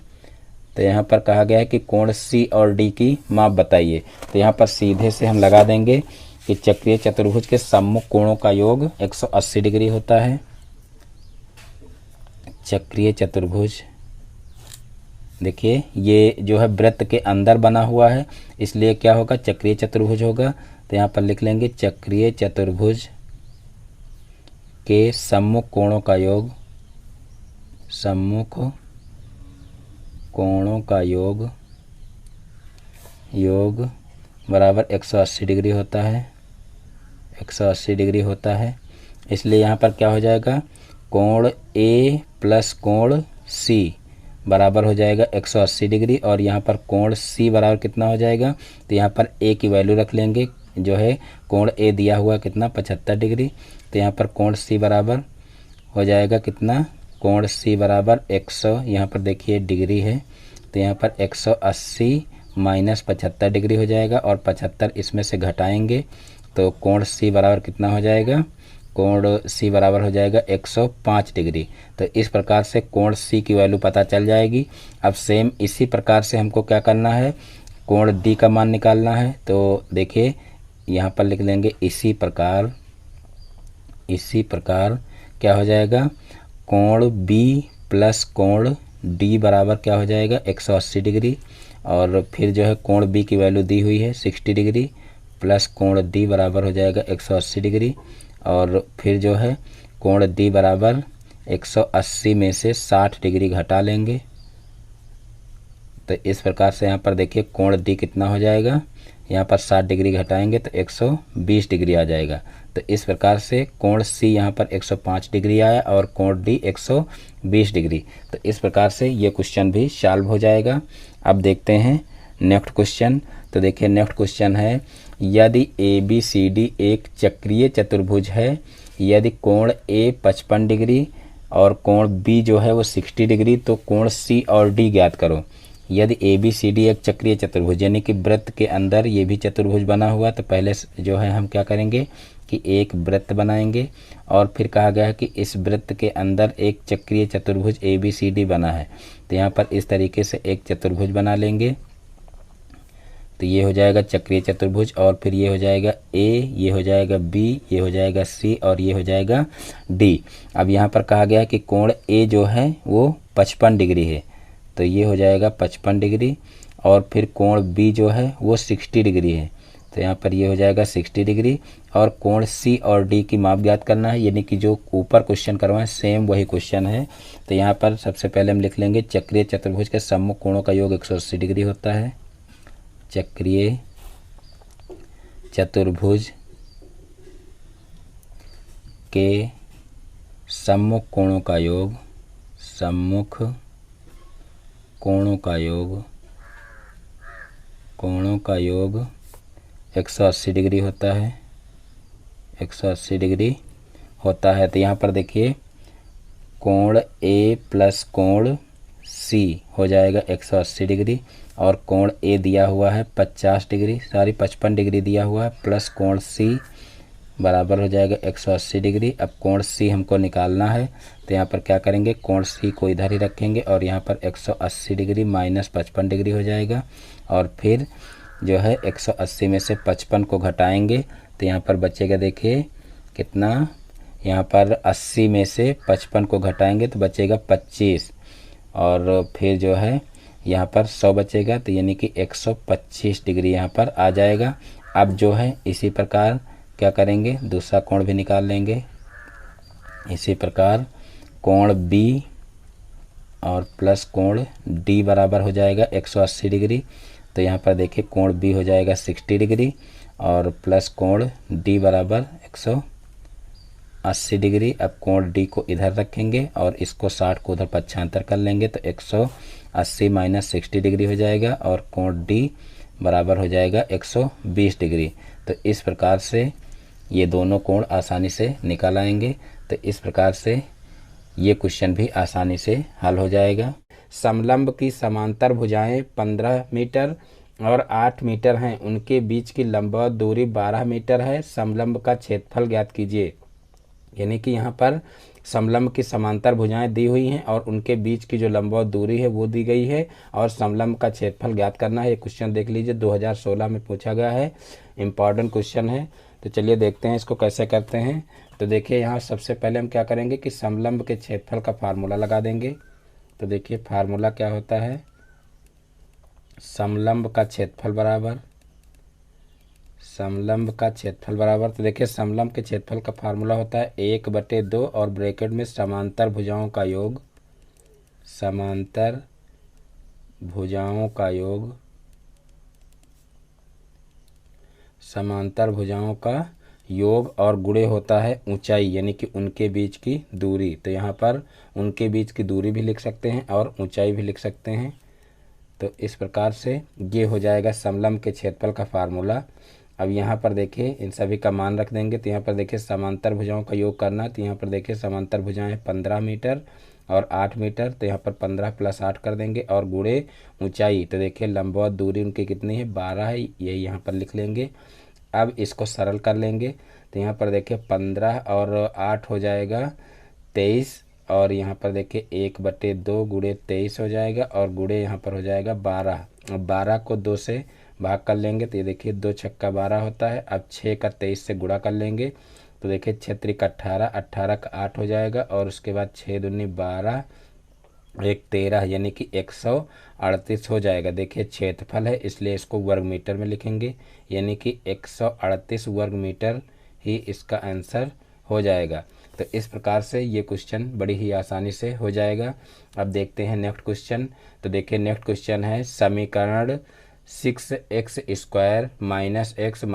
2 = 0 को हल कीजिए। यानी कि इसको हल करना है, समीकरण दिया हुआ है। ये क्वेश्चन भी देख लीजिए 2016 में पूछा गया, इंपॉर्टेंट क्वेश्चन है। तो देखिए इसको कैसे सॉल्व करेंगे। यहाँ पर देखिए 6x² - x - 2 = 0 दिया हुआ है। तो सबसे पहले हम क्या करेंगे, इस 2 का 6 में गुणा करेंगे, क्योंकि यहाँ पर देखिए x² के गुणे में 6 है।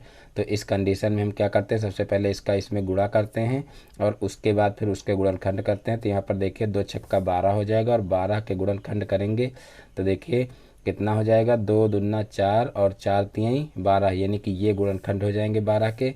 और हमको यहाँ पर देखिए लाना है 1, यानी कि x के गुणे में यहाँ पर कोई संख्या नहीं है, यानी कि यहाँ पर 1 है, तो 1 हमको लाना है इसी में से जोड़ घटा करके। तो यहाँ पर देखिए 2 दूना 4 और 4 में से अगर 3 घटा दें तो 1 आ जाएगा। तो इसी तरीके से इसको तोड़ लेंगे।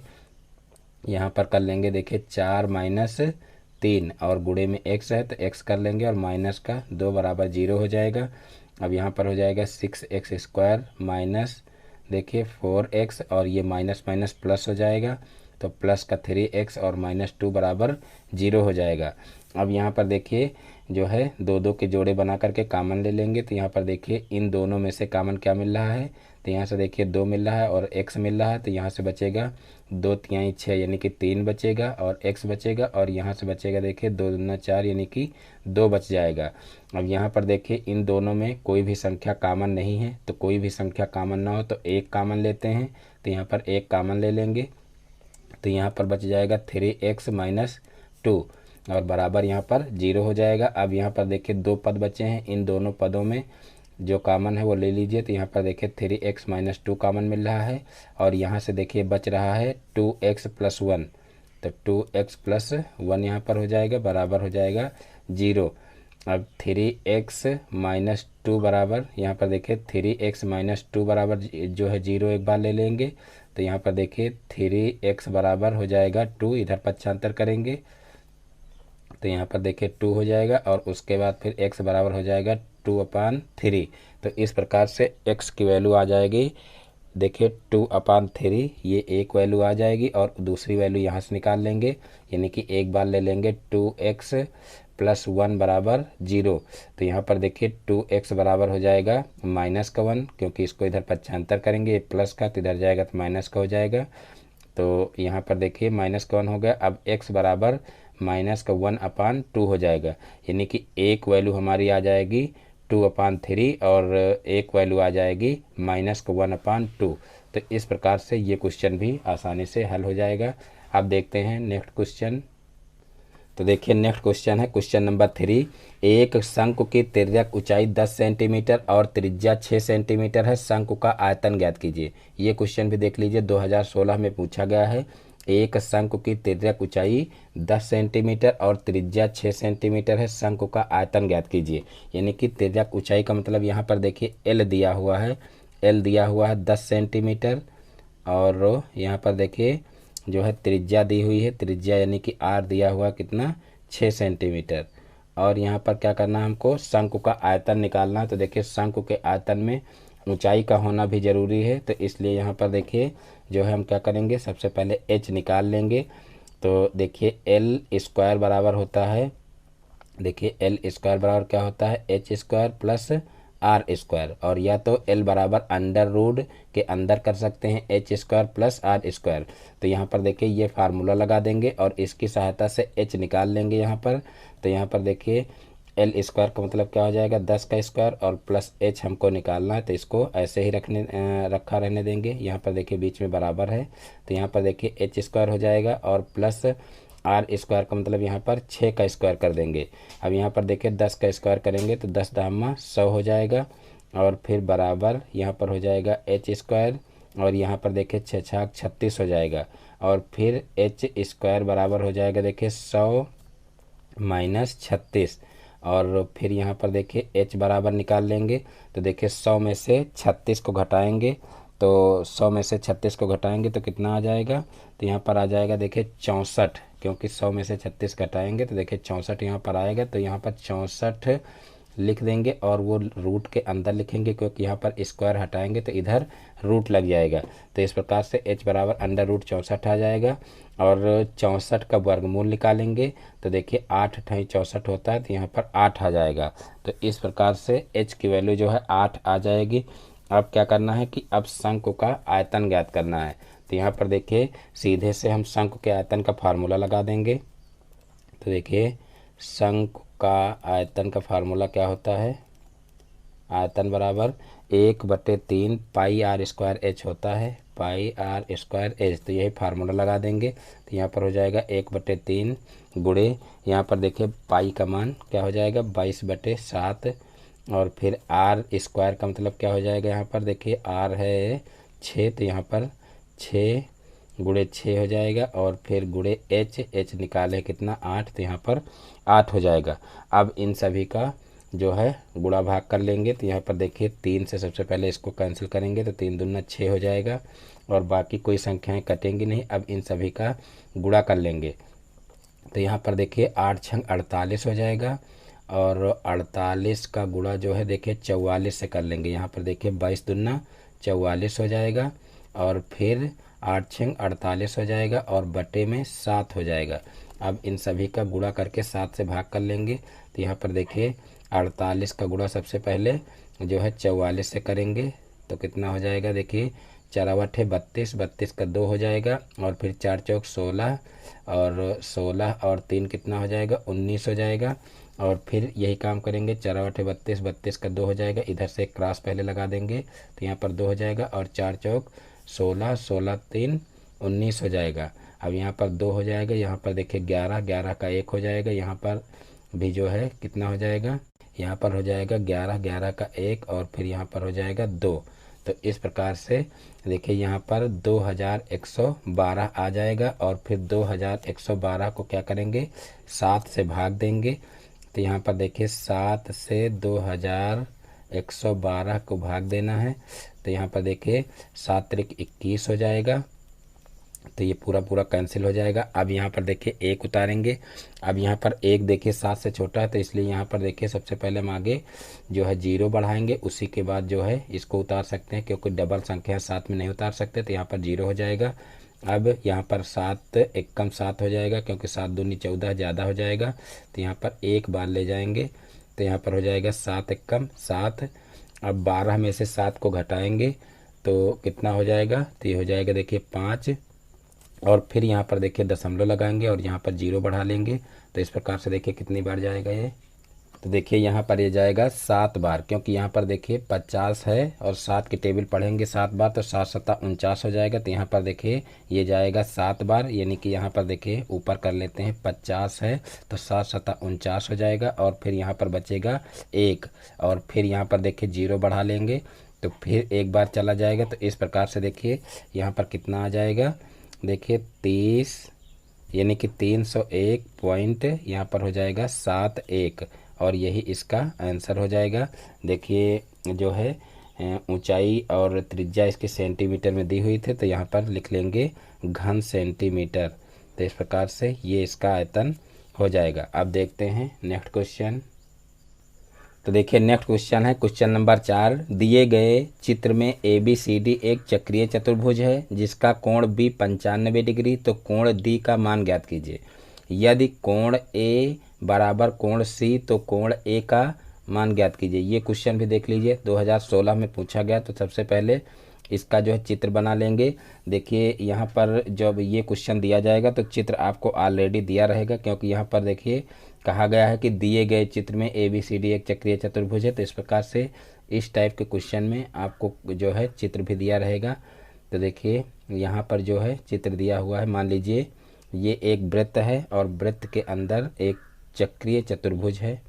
चक्रीय चतुर्भुज का मतलब होता है कि उसके चारों शीर्ष जो है वो वृत्त की परिधि पर पड़ने चाहिए। तो यहाँ पर देखिए इस चतुर्भुज के चारों शीर्ष जो हैं वो वृत्त की परिधि पर हैं। तो यहाँ पर देखिए इसको मान लेंगे A, ये हो जाएगा B, ये हो जाएगा C, और ये हो जाएगा D। अब यहाँ पर देखिए कहा गया है कि जिसका कोण B 95 डिग्री है। तो यहाँ पर देखिए ये कोण B हो जाएगा, इसको 95 डिग्री कर लेंगे, और फिर कहा गया है तो D का मान ज्ञात कीजिए। तो देखिए यहाँ पर सबसे पहले हम कंडीशन लगा देंगे कि चक्रीय चतुर्भुज के सम्मुख कोणों का योग 180 डिग्री होता है, और उसकी सहायता से कोण D हम निकाल लेंगे। तो चलिए यहाँ पर ये प्रमेय लिख लेते हैं। चक्रीय चतुर्भुज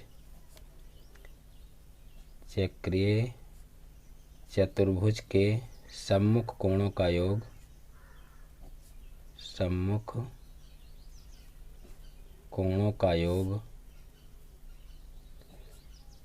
180 डिग्री होता है। ये प्रमेय लिख लेंगे। चक्रीय चतुर्भुज के सम्मुख कोणों का योग 180 डिग्री होता है। तो यहाँ पर देखिए कोण B प्लस कोण D बराबर हो जाएगा। यहाँ पर देखिए कोण B है, कोण B प्लस कोण D बराबर 180 डिग्री हो जाएगा। अब यहाँ पर देखिए कोण B 95 डिग्री ऑलरेडी दिया हुआ है, और प्लस कोण D बराबर 180 डिग्री हो जाएगा, और फिर कोण D बराबर हो जाएगा 180 डिग्री और माइनस 95 डिग्री। और फिर यहाँ पर देखिए 180 में से 95 डिग्री माइनस करेंगे तो यहाँ पर देखिए कितना हो जाएगा 85 डिग्री, यानी कि यहाँ पर देखिए 85 डिग्री आंसर आ जाएगा। अब देखिए हम क्या करेंगे, अगला कोण निकाल लेंगे। तो देखिए अगला कोण कौन सा निकालने के लिए कहा गया है, तो देखिए अगला कोण है कोण ए बराबर कोण सी हो तो कोण ए का मान ज्ञात कीजिए। यानी कि जब ये कोण और ये कोण बराबर हो तब कोण ए का मान हमको ज्ञात करना है। तो यहाँ पर देखिए हम सबसे पहले जो है लिख लेंगे, चूँकि कोण ए बराबर कोण सी दिया है, ये चीज़ जो है क्वेश्चन में दी गई है। तो यहाँ पर देखिए ये चीज़ लिख लेंगे कि कोण ए बराबर कोण सी ये दिया हुआ है, और ऊपर देखिए हम लिख चुके हैं कि चक्रीय चतुर्भुज के सम्मुख कोणों का योग 180 डिग्री होता है। तो यहाँ पर देखिए चक्रीय चतुर्भुज है तो इसके भी सम्मुख कोणों का योग 180 डिग्री होगा। तो यहाँ पर कोण ए प्लस कोण सी बराबर 180 डिग्री लिख सकते हैं। और यहाँ पर देखिए कोण जो है सी बराबर कोण ए और कोण ए बराबर कोण सी ये रख सकते हैं। तो यहाँ पर देखिए हमको कोण ए निकालना है, तो ए को ए रहने देंगे और सी की जगह पर जो है यहाँ पर लिख देंगे कोण ए। तो यहाँ पर हो जाएगा कोण ए बराबर 180 डिग्री। यहाँ पर देखिए इस तरीके से लिख लेंगे ब्रैकेट में, चूँकि कोण सी बराबर कोण ए दिया हुआ है। और फिर यहाँ पर देखिए हो जाएगा टू कोण ए बराबर 180 डिग्री। अब यहाँ से कोण ए बराबर हो जाएगा देखिए 180/2, 180/2 हो जाएगा। अब 180 का 2 से भाग करेंगे तो हो जाएगा 90 डिग्री। तो इस प्रकार से कोण ए 90 डिग्री आ जाएगा, यानी कि कोण डी यहाँ पर देखिए 85 डिग्री आ गया और कोण ए जो है वो 90 डिग्री आ गया। तो इस प्रकार से ये क्वेश्चन भी आसानी से हल हो जाएगा। अब देखते हैं नेक्स्ट क्वेश्चन। तो देखिए नेक्स्ट क्वेश्चन है क्वेश्चन नंबर 5, संख्या 7, 14, 12, 19, 21, 24 और 11 की माध्यिका ज्ञात कीजिए। ये क्वेश्चन भी देख लीजिए 2016 में पूछा गया है, इंपॉर्टेंट क्वेश्चन है। यहाँ पर देखिए माध्यिका ज्ञात करना है। तो सबसे पहले हम क्या करेंगे कि जो पद यहाँ पर दिए हुए हैं इन पदों को आरोही क्रम में लिख लेंगे या तो आरोही क्रम में लिख लेंगे, यानी कि आरोही और अवरोही में से किसी में भी इसको लिख सकते हैं, इसके लिए कोई प्रॉब्लम नहीं है। तो यहाँ पर जो है लिख लेंगे पदों का आरोही क्रम, पदों का आरोही क्रम। तो यहाँ पर देखिए आरोही क्रम में लिख लेंगे। सबसे छोटा पद यहाँ पर देखिए 7 है तो 7 को लिख लेंगे, और फिर देखिए जो है 12 है तो 12 को लिख लेंगे। यहाँ पर 11 भी है तो यहाँ पर सबसे पहले 11 को लिखेंगे।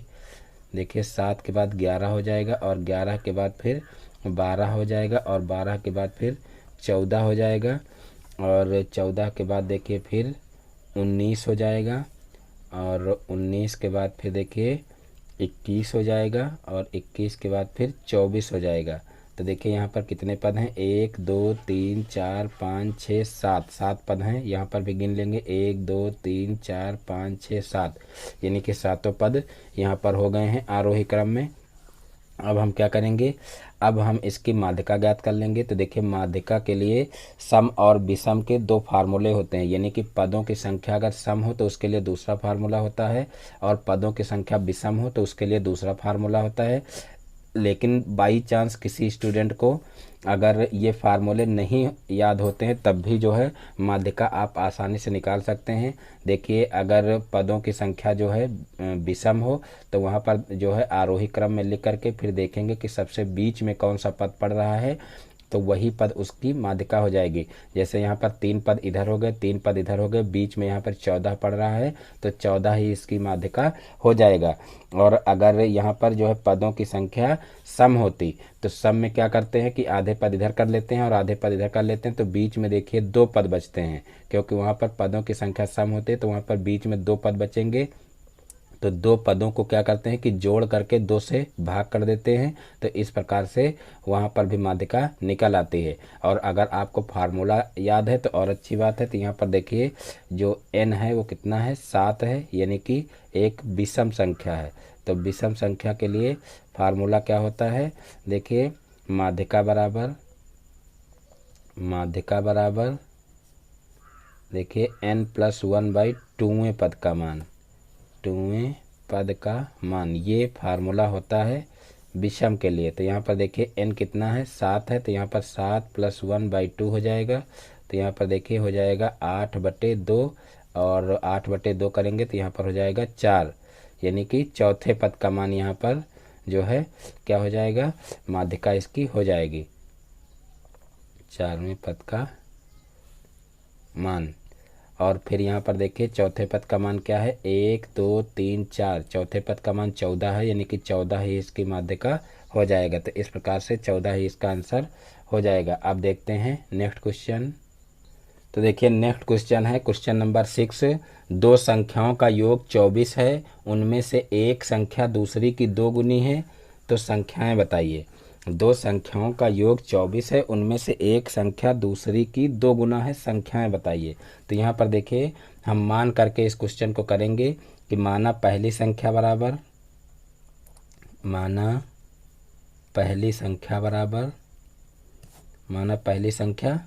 x मान लेंगे, और कहा गया है कि उनमें से एक संख्या दूसरी की 2 गुनी है। तो यहाँ पर हम दूसरी संख्या क्या मानेंगे, तो दूसरी संख्या बराबर क्या हो जाएगी। तो देखिए यहाँ पर इसको x माने हैं पहली संख्या को, तो दूसरी देखिए इसके 2 गुनी है, तो यहाँ पर 2x हो जाएगा। अब यहाँ पर लिख लेंगे प्रश्नानुसार।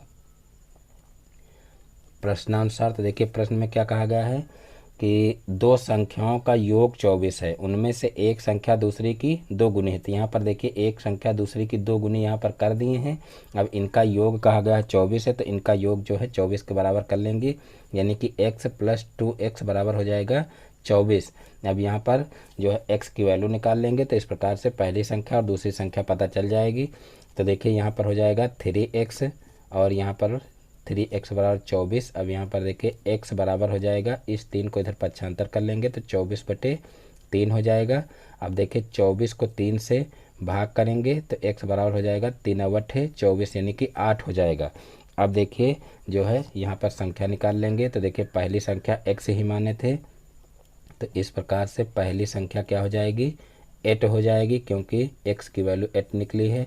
अब दूसरी संख्या क्या हो जाएगी, दूसरी संख्या बराबर, तो देखिए दूसरी संख्या माने थे 2x, तो यहाँ पर देखिए 2 × 8 हो जाएगा। तो यहाँ पर देखिए दूसरी संख्या आ जाएगी 16। तो इस प्रकार से ये क्वेश्चन भी आसानी से हल हो जाएगा। अब देखते हैं नेक्स्ट क्वेश्चन। तो देखिए नेक्स्ट क्वेश्चन है क्वेश्चन नंबर 7। 10 सेंटीमीटर त्रिज्या वाले वृत्त की एक जीवा 16 सेंटीमीटर लंबी है, केंद्र से जीवा की दूरी ज्ञात कीजिए। ये क्वेश्चन भी देख लीजिए, 2016 में पूछा गया है, इंपॉर्टेंट क्वेश्चन है। 10 सेंटीमीटर त्रिज्या वाले वृत्त की एक जीवा 16 सेंटीमीटर लंबी है, केंद्र से जीवा की दूरी ज्ञात कीजिए। तो यहाँ पर देखिए सबसे पहले हम क्या करेंगे, चित्र बना लेंगे। तो यहाँ पर देखिए एक इस तरीके से वृत्त बनाएंगे,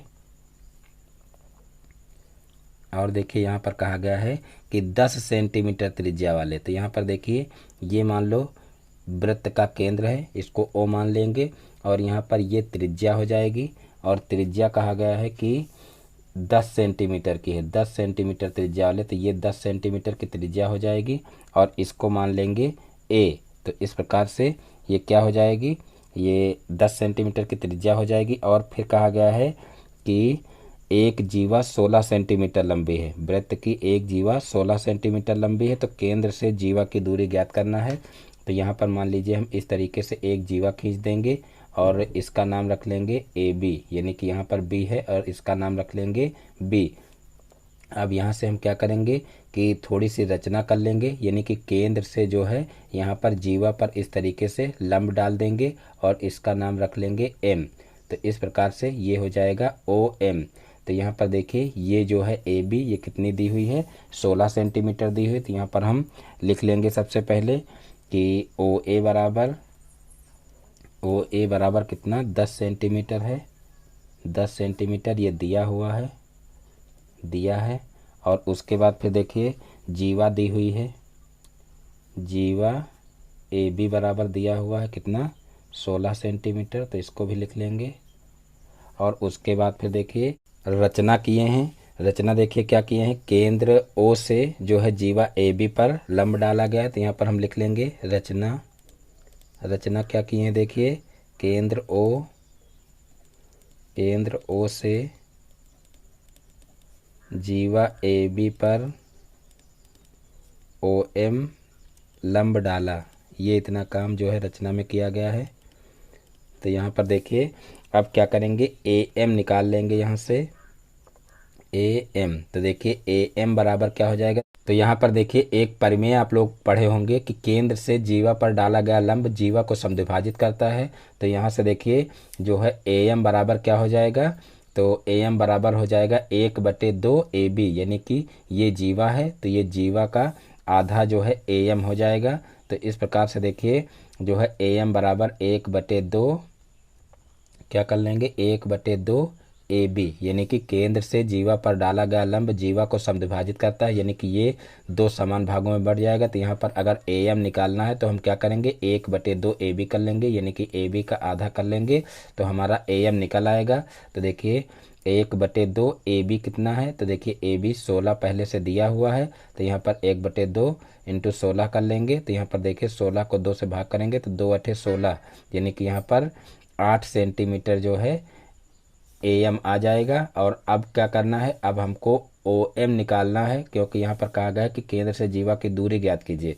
तो यहाँ पर देखिए ओ एम निकालना है, तो यहाँ पर हम ले लेंगे समकोण त्रिभुज, समकोण त्रिभुज, क्योंकि यहाँ पर देखिए लंब डाला गया तो ये एक समकोण त्रिभुज बन रहा है।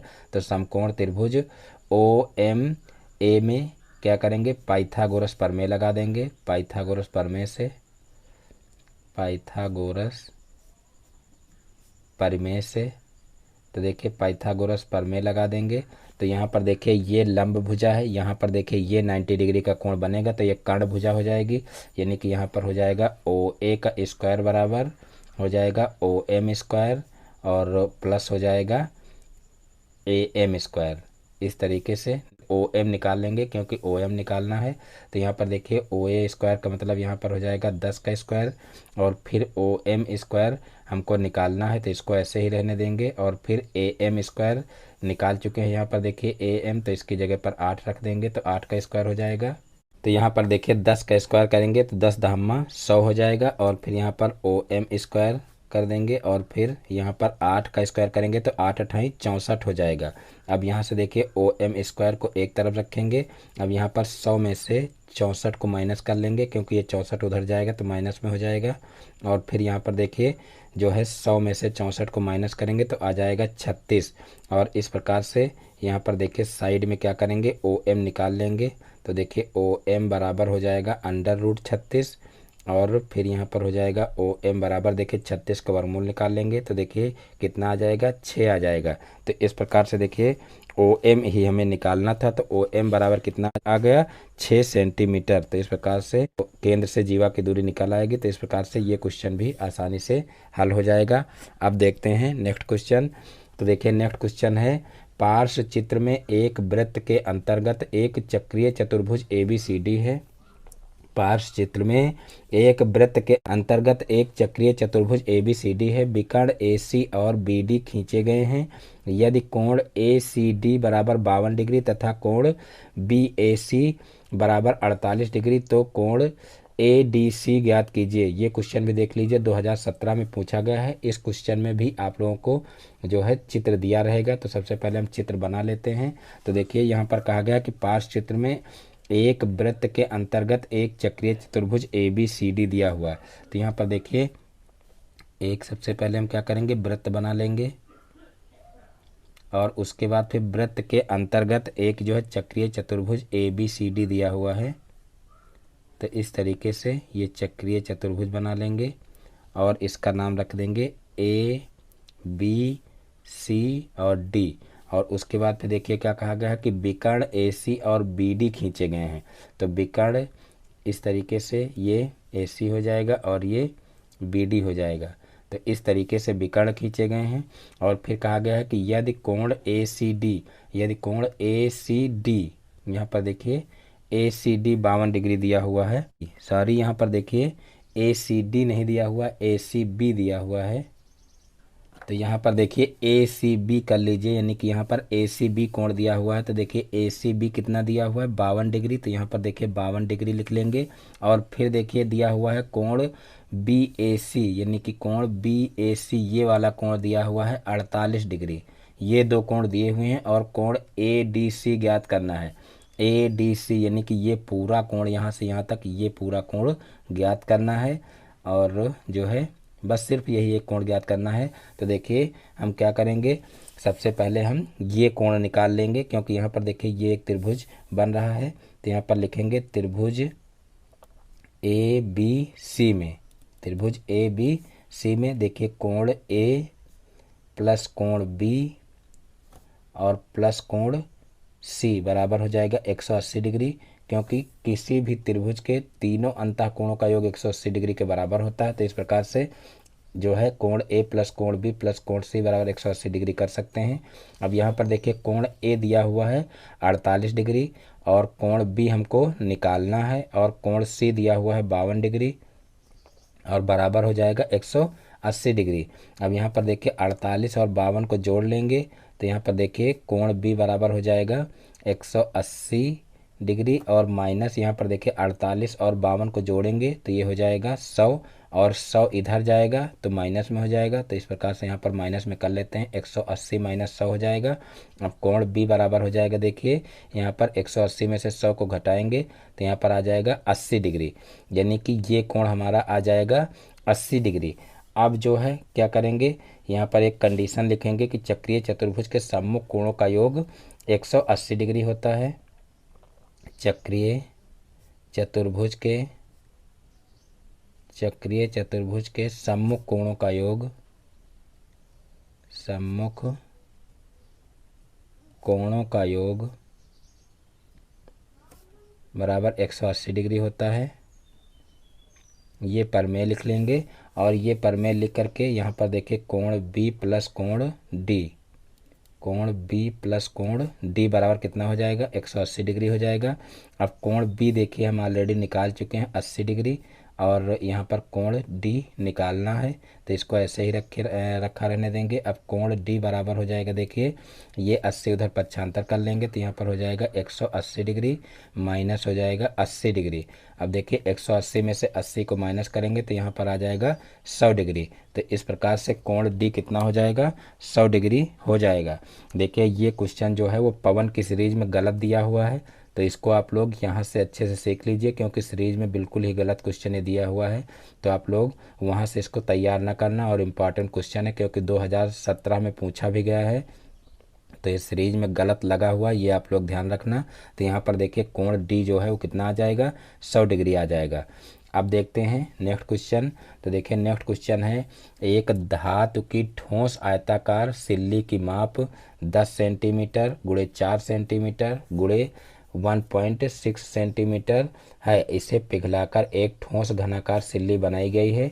नई सिल्ली की भुजा की माप ज्ञात कीजिए। ये क्वेश्चन भी देख लीजिए, 2017 में पूछा गया है। तो सबसे पहले हम क्या करेंगे कि आयताकार सिल्ली जो है उसका हम जो है आयतन निकाल लेंगे। तो देखिए इसमें ऊंचाई भी दी गई है, तो ये आयताकार की बजाय इसको जो है घनाभाकार भी कह सकते हैं, क्योंकि देखिए लंबाई चौड़ाई और ऊंचाई अलग अलग है, इसलिए इसको घनाभाकार भी कह सकते हैं। तो यहाँ पर देखिए जो है लिख लेंगे आयताकार सिल्ली का आयतन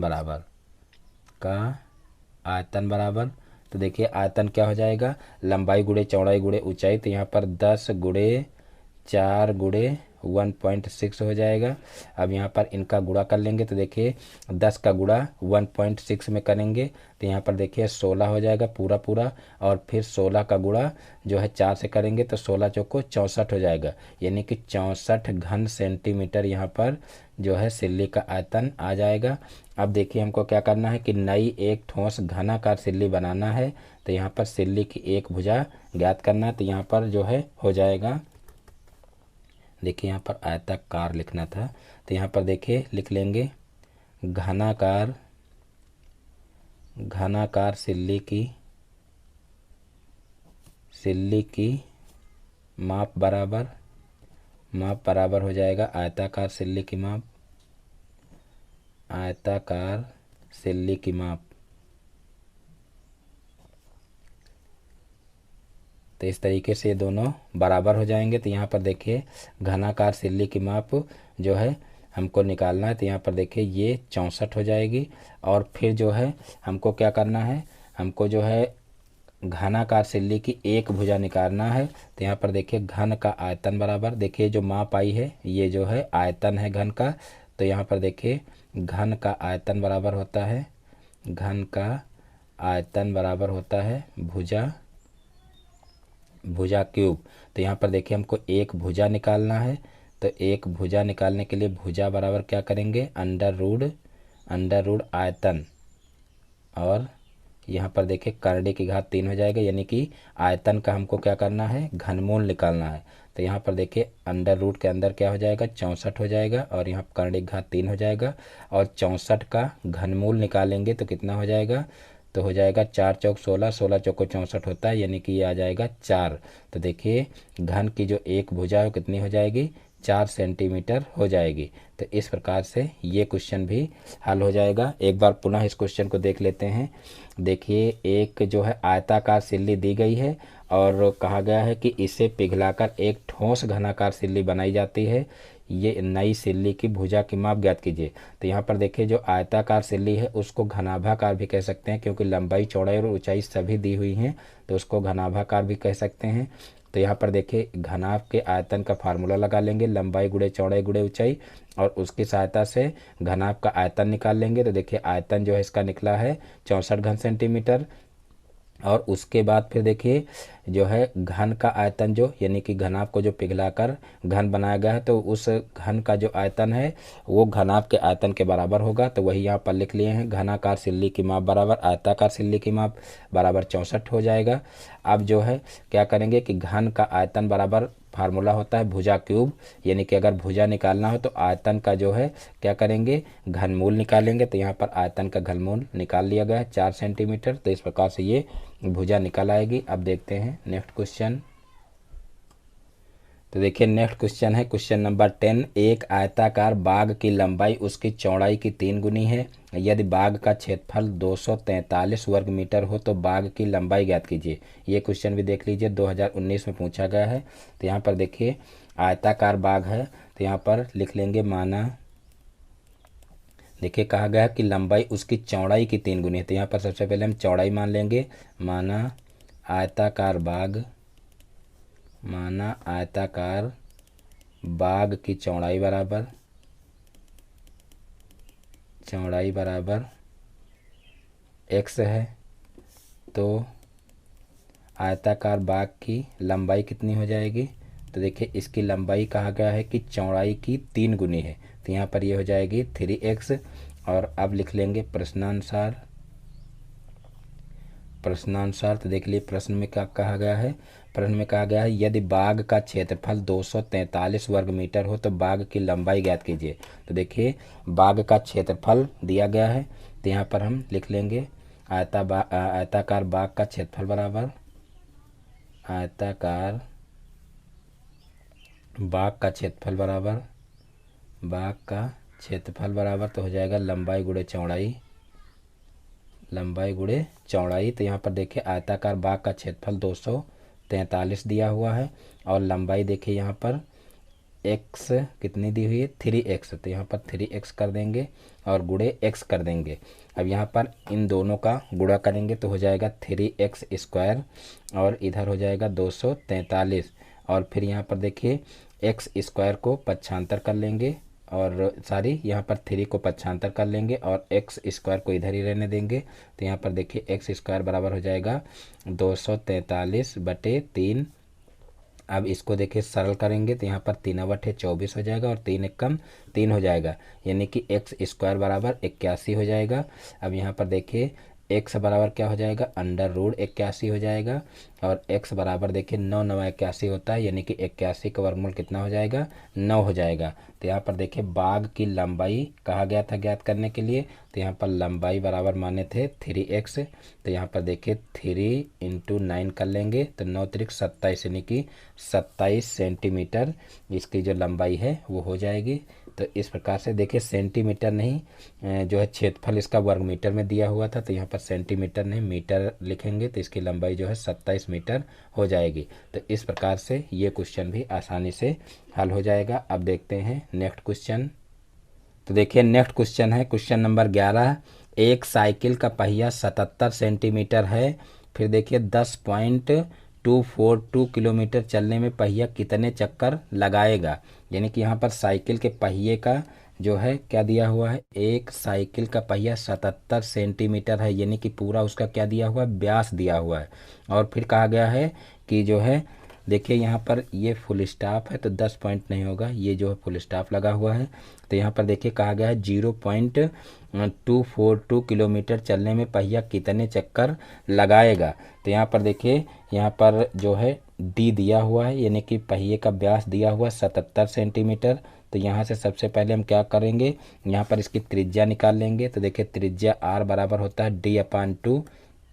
तो यहाँ पर देखिए हो जाएगा डी कितना दिया हुआ 77, तो यहाँ पर 77/2 हो जाएगा। अब जो है हम क्या करेंगे, अब जो है इस पहिए की जो है परिधि निकाल लेंगे, क्योंकि जो परिधि निकालेंगे वही एक चक्कर द्वारा चली दूरी होगी, क्योंकि पहिया जब एक चक्कर पूरा घूमती है तो वही उसके द्वारा चली दूरी होती है।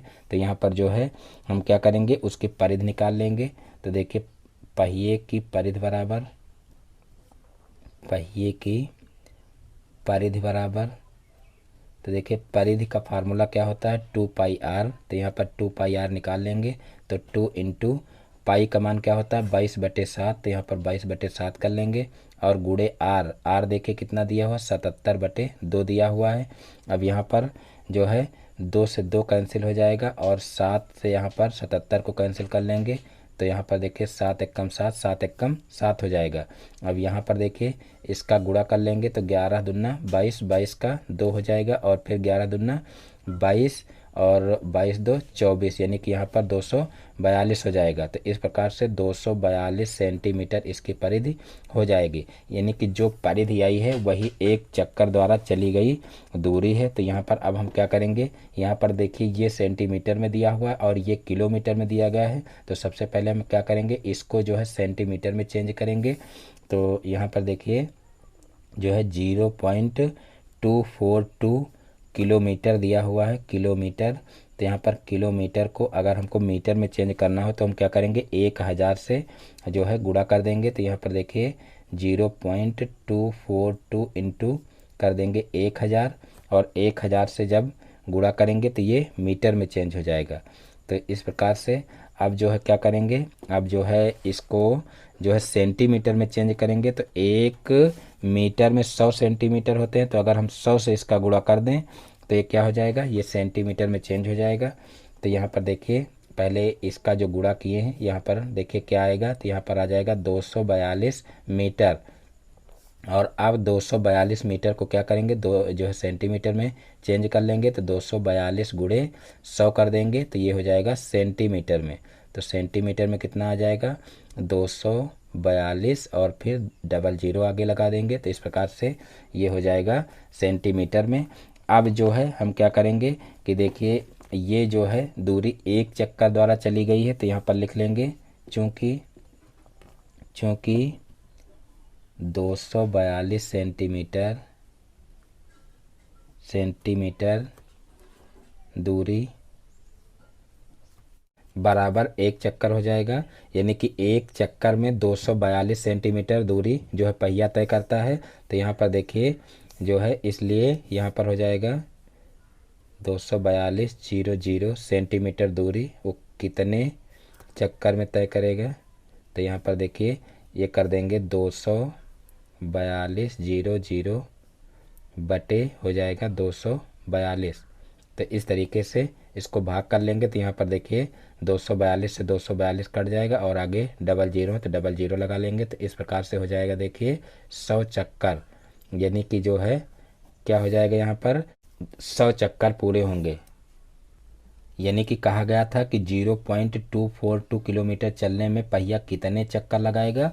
तो देखिए 0.242 किलोमीटर चलने में 100 चक्कर जो है पहिया लगाएगा, ये यहाँ पर इसका आंसर हो जाएगा। तो इस प्रकार से ये क्वेश्चन भी सॉल्व हो जाएगा। अब देखते हैं नेक्स्ट क्वेश्चन। तो देखिए नेक्स्ट क्वेश्चन है, एक बाग की लंबाई 180 मीटर और चौड़ाई 120 मीटर है।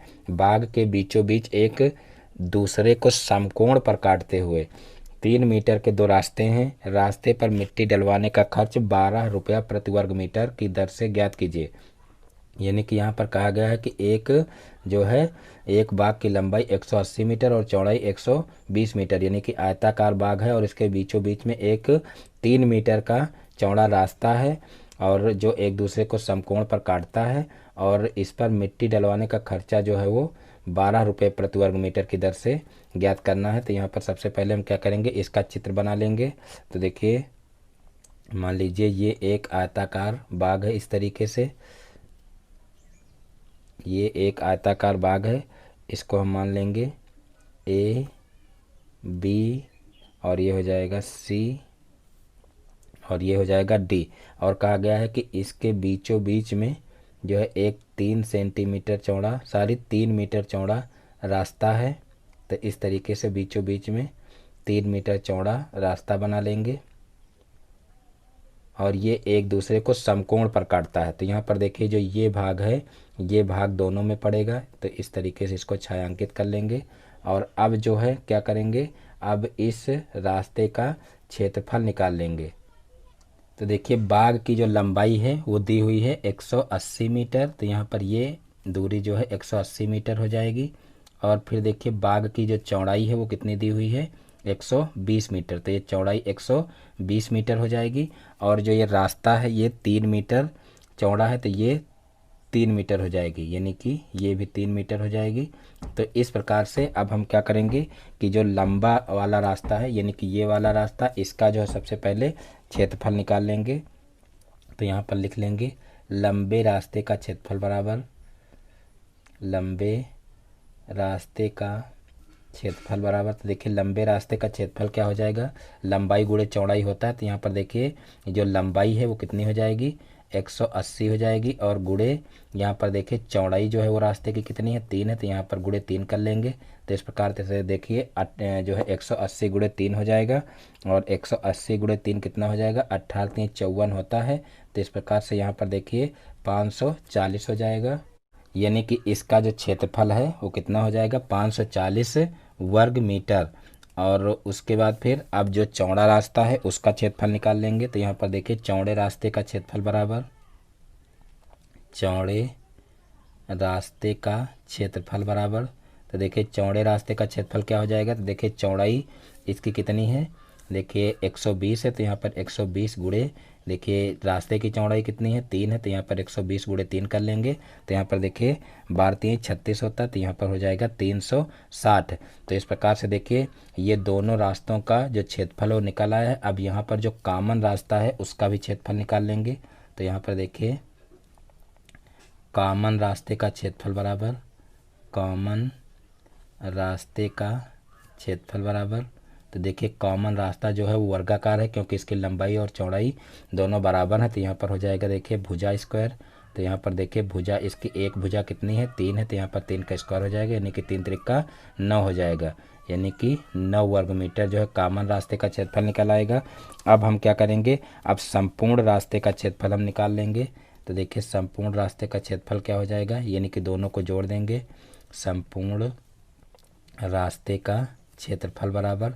तो देखिए, संपूर्ण रास्ते का क्षेत्रफल क्या हो जाएगा, तो यहाँ पर देखिए जो है लंबे रास्ते का क्षेत्रफल और प्लस चौड़े रास्ते का क्षेत्रफल कर देंगे, और उसके बाद जो कॉमन रास्ता है उसको एक बार घटा देंगे, क्योंकि देखिए वो लंबाई और चौड़ाई में दोनों में आ रहा है, यानी कि 2 बार आ रहा है। तो हम क्या करेंगे, एक बार घटा देंगे और एक बार इसी में ऐड रहने देंगे।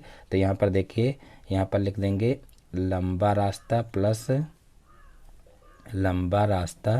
प्लस हो जाएगा चौड़ा रास्ता, और फिर जो है माइनस कॉमन रास्ता, यानी कि यहाँ पर कॉमन रास्ता जो है उसको माइनस कर लेंगे। तो यहाँ पर देखिए, लंबा वाला कितना आया है, 540 आया है, और प्लस चौड़ा रास्ता कितना आया, 360 आया है, और माइनस कर लेंगे 9। तो यहाँ पर देखिए 540 में 360 जोड़ेंगे तो कितना हो जाएगा, तो यहाँ पर देखिए हो जाएगा 5 3 8 और 1 9, यानी कि 900 हो जाएगा यहाँ पर। और 900 में से 9 को घटाएंगे तो कितना हो जाएगा, तो यहाँ पर देखिए हो जाएगा 800, देखिए 891, यानी कि यहाँ पर 891 वर्ग मीटर आ जाएगा, वर्ग मीटर। अब क्या करेंगे, अब जो है इस पर मिट्टी डलवाने का खर्च निकाल लेंगे। तो देखिए मिट्टी डलवाने का खर्च कैसे निकालेंगे। तो देखिए ये जो है संपूर्ण रास्ते का क्षेत्रफल आया है और इसी पर हमें मिट्टी डलवाना है, और 1 वर्ग मीटर जो है मिट्टी डलवाने का खर्चा कितना है, 12 रुपया है। तो यहाँ पर लिख लेंगे मिट्टी डलवाने का खर्च बराबर, मिट्टी डलवाने का खर्च बराबर, तो देखिए मिट्टी डलवाने का खर्च कितना हो जाएगा, यहाँ पर 891 गुणे 12 हो जाएगा, क्योंकि यहाँ पर देखिए 1 वर्ग मीटर पर मिट्टी डलवाने का खर्च 12 रुपया है। तो इतने वर्ग मीटर पर जो है मिट्टी डलवाने का खर्च क्या होगा, तो 12 से इसका गुणा कर देंगे। तो यहाँ पर देखिए 12 एकम 12 यानी 12 का 2 हो जाएगा, और फिर 12 नौया 108 हो जाएगा, और 108 में 1 जोड़ेंगे तो 109 हो जाएगा। 109 का 9 लिखेंगे, फिर यहाँ पर 10 बचेगा। अब जो है 12 8 96, और 96 और 10 106 हो जाएगा, यानी कि यहाँ पर देखिए 10,692 आ जाएगा। तो इस प्रकार से 10,692 ही इसका आंसर आ जाएगा। तो इस प्रकार से ये क्वेश्चन भी हल हो जाएगा। तो इस प्रकार से देखिए जो है रास्ते पर मिट्टी डलवाने का खर्च निकल आएगा। तो इस प्रकार से आज के सारे क्वेश्चन समाप्त होते हैं। मैं उम्मीद करता हूं कि आज के सारे क्वेश्चन आप लोगों को अच्छे समझ में आ गए होंगे। दोस्तों यदि हमारा वीडियो पसंद आया हो तो वीडियो को लाइक करें, और इस चैनल पर नए हैं तो चैनल को सब्सक्राइब करें और बेल आइकन को भी प्रेस कर लें, जिससे हमारे आगे आने वाले वीडियो का नोटिफिकेशन आपके मोबाइल पर सबसे पहले पहुँचे। फिर मिलते हैं अपने नेक्स्ट वीडियो में एक नए टॉपिक के साथ में। तब तक के लिए जय हिंद।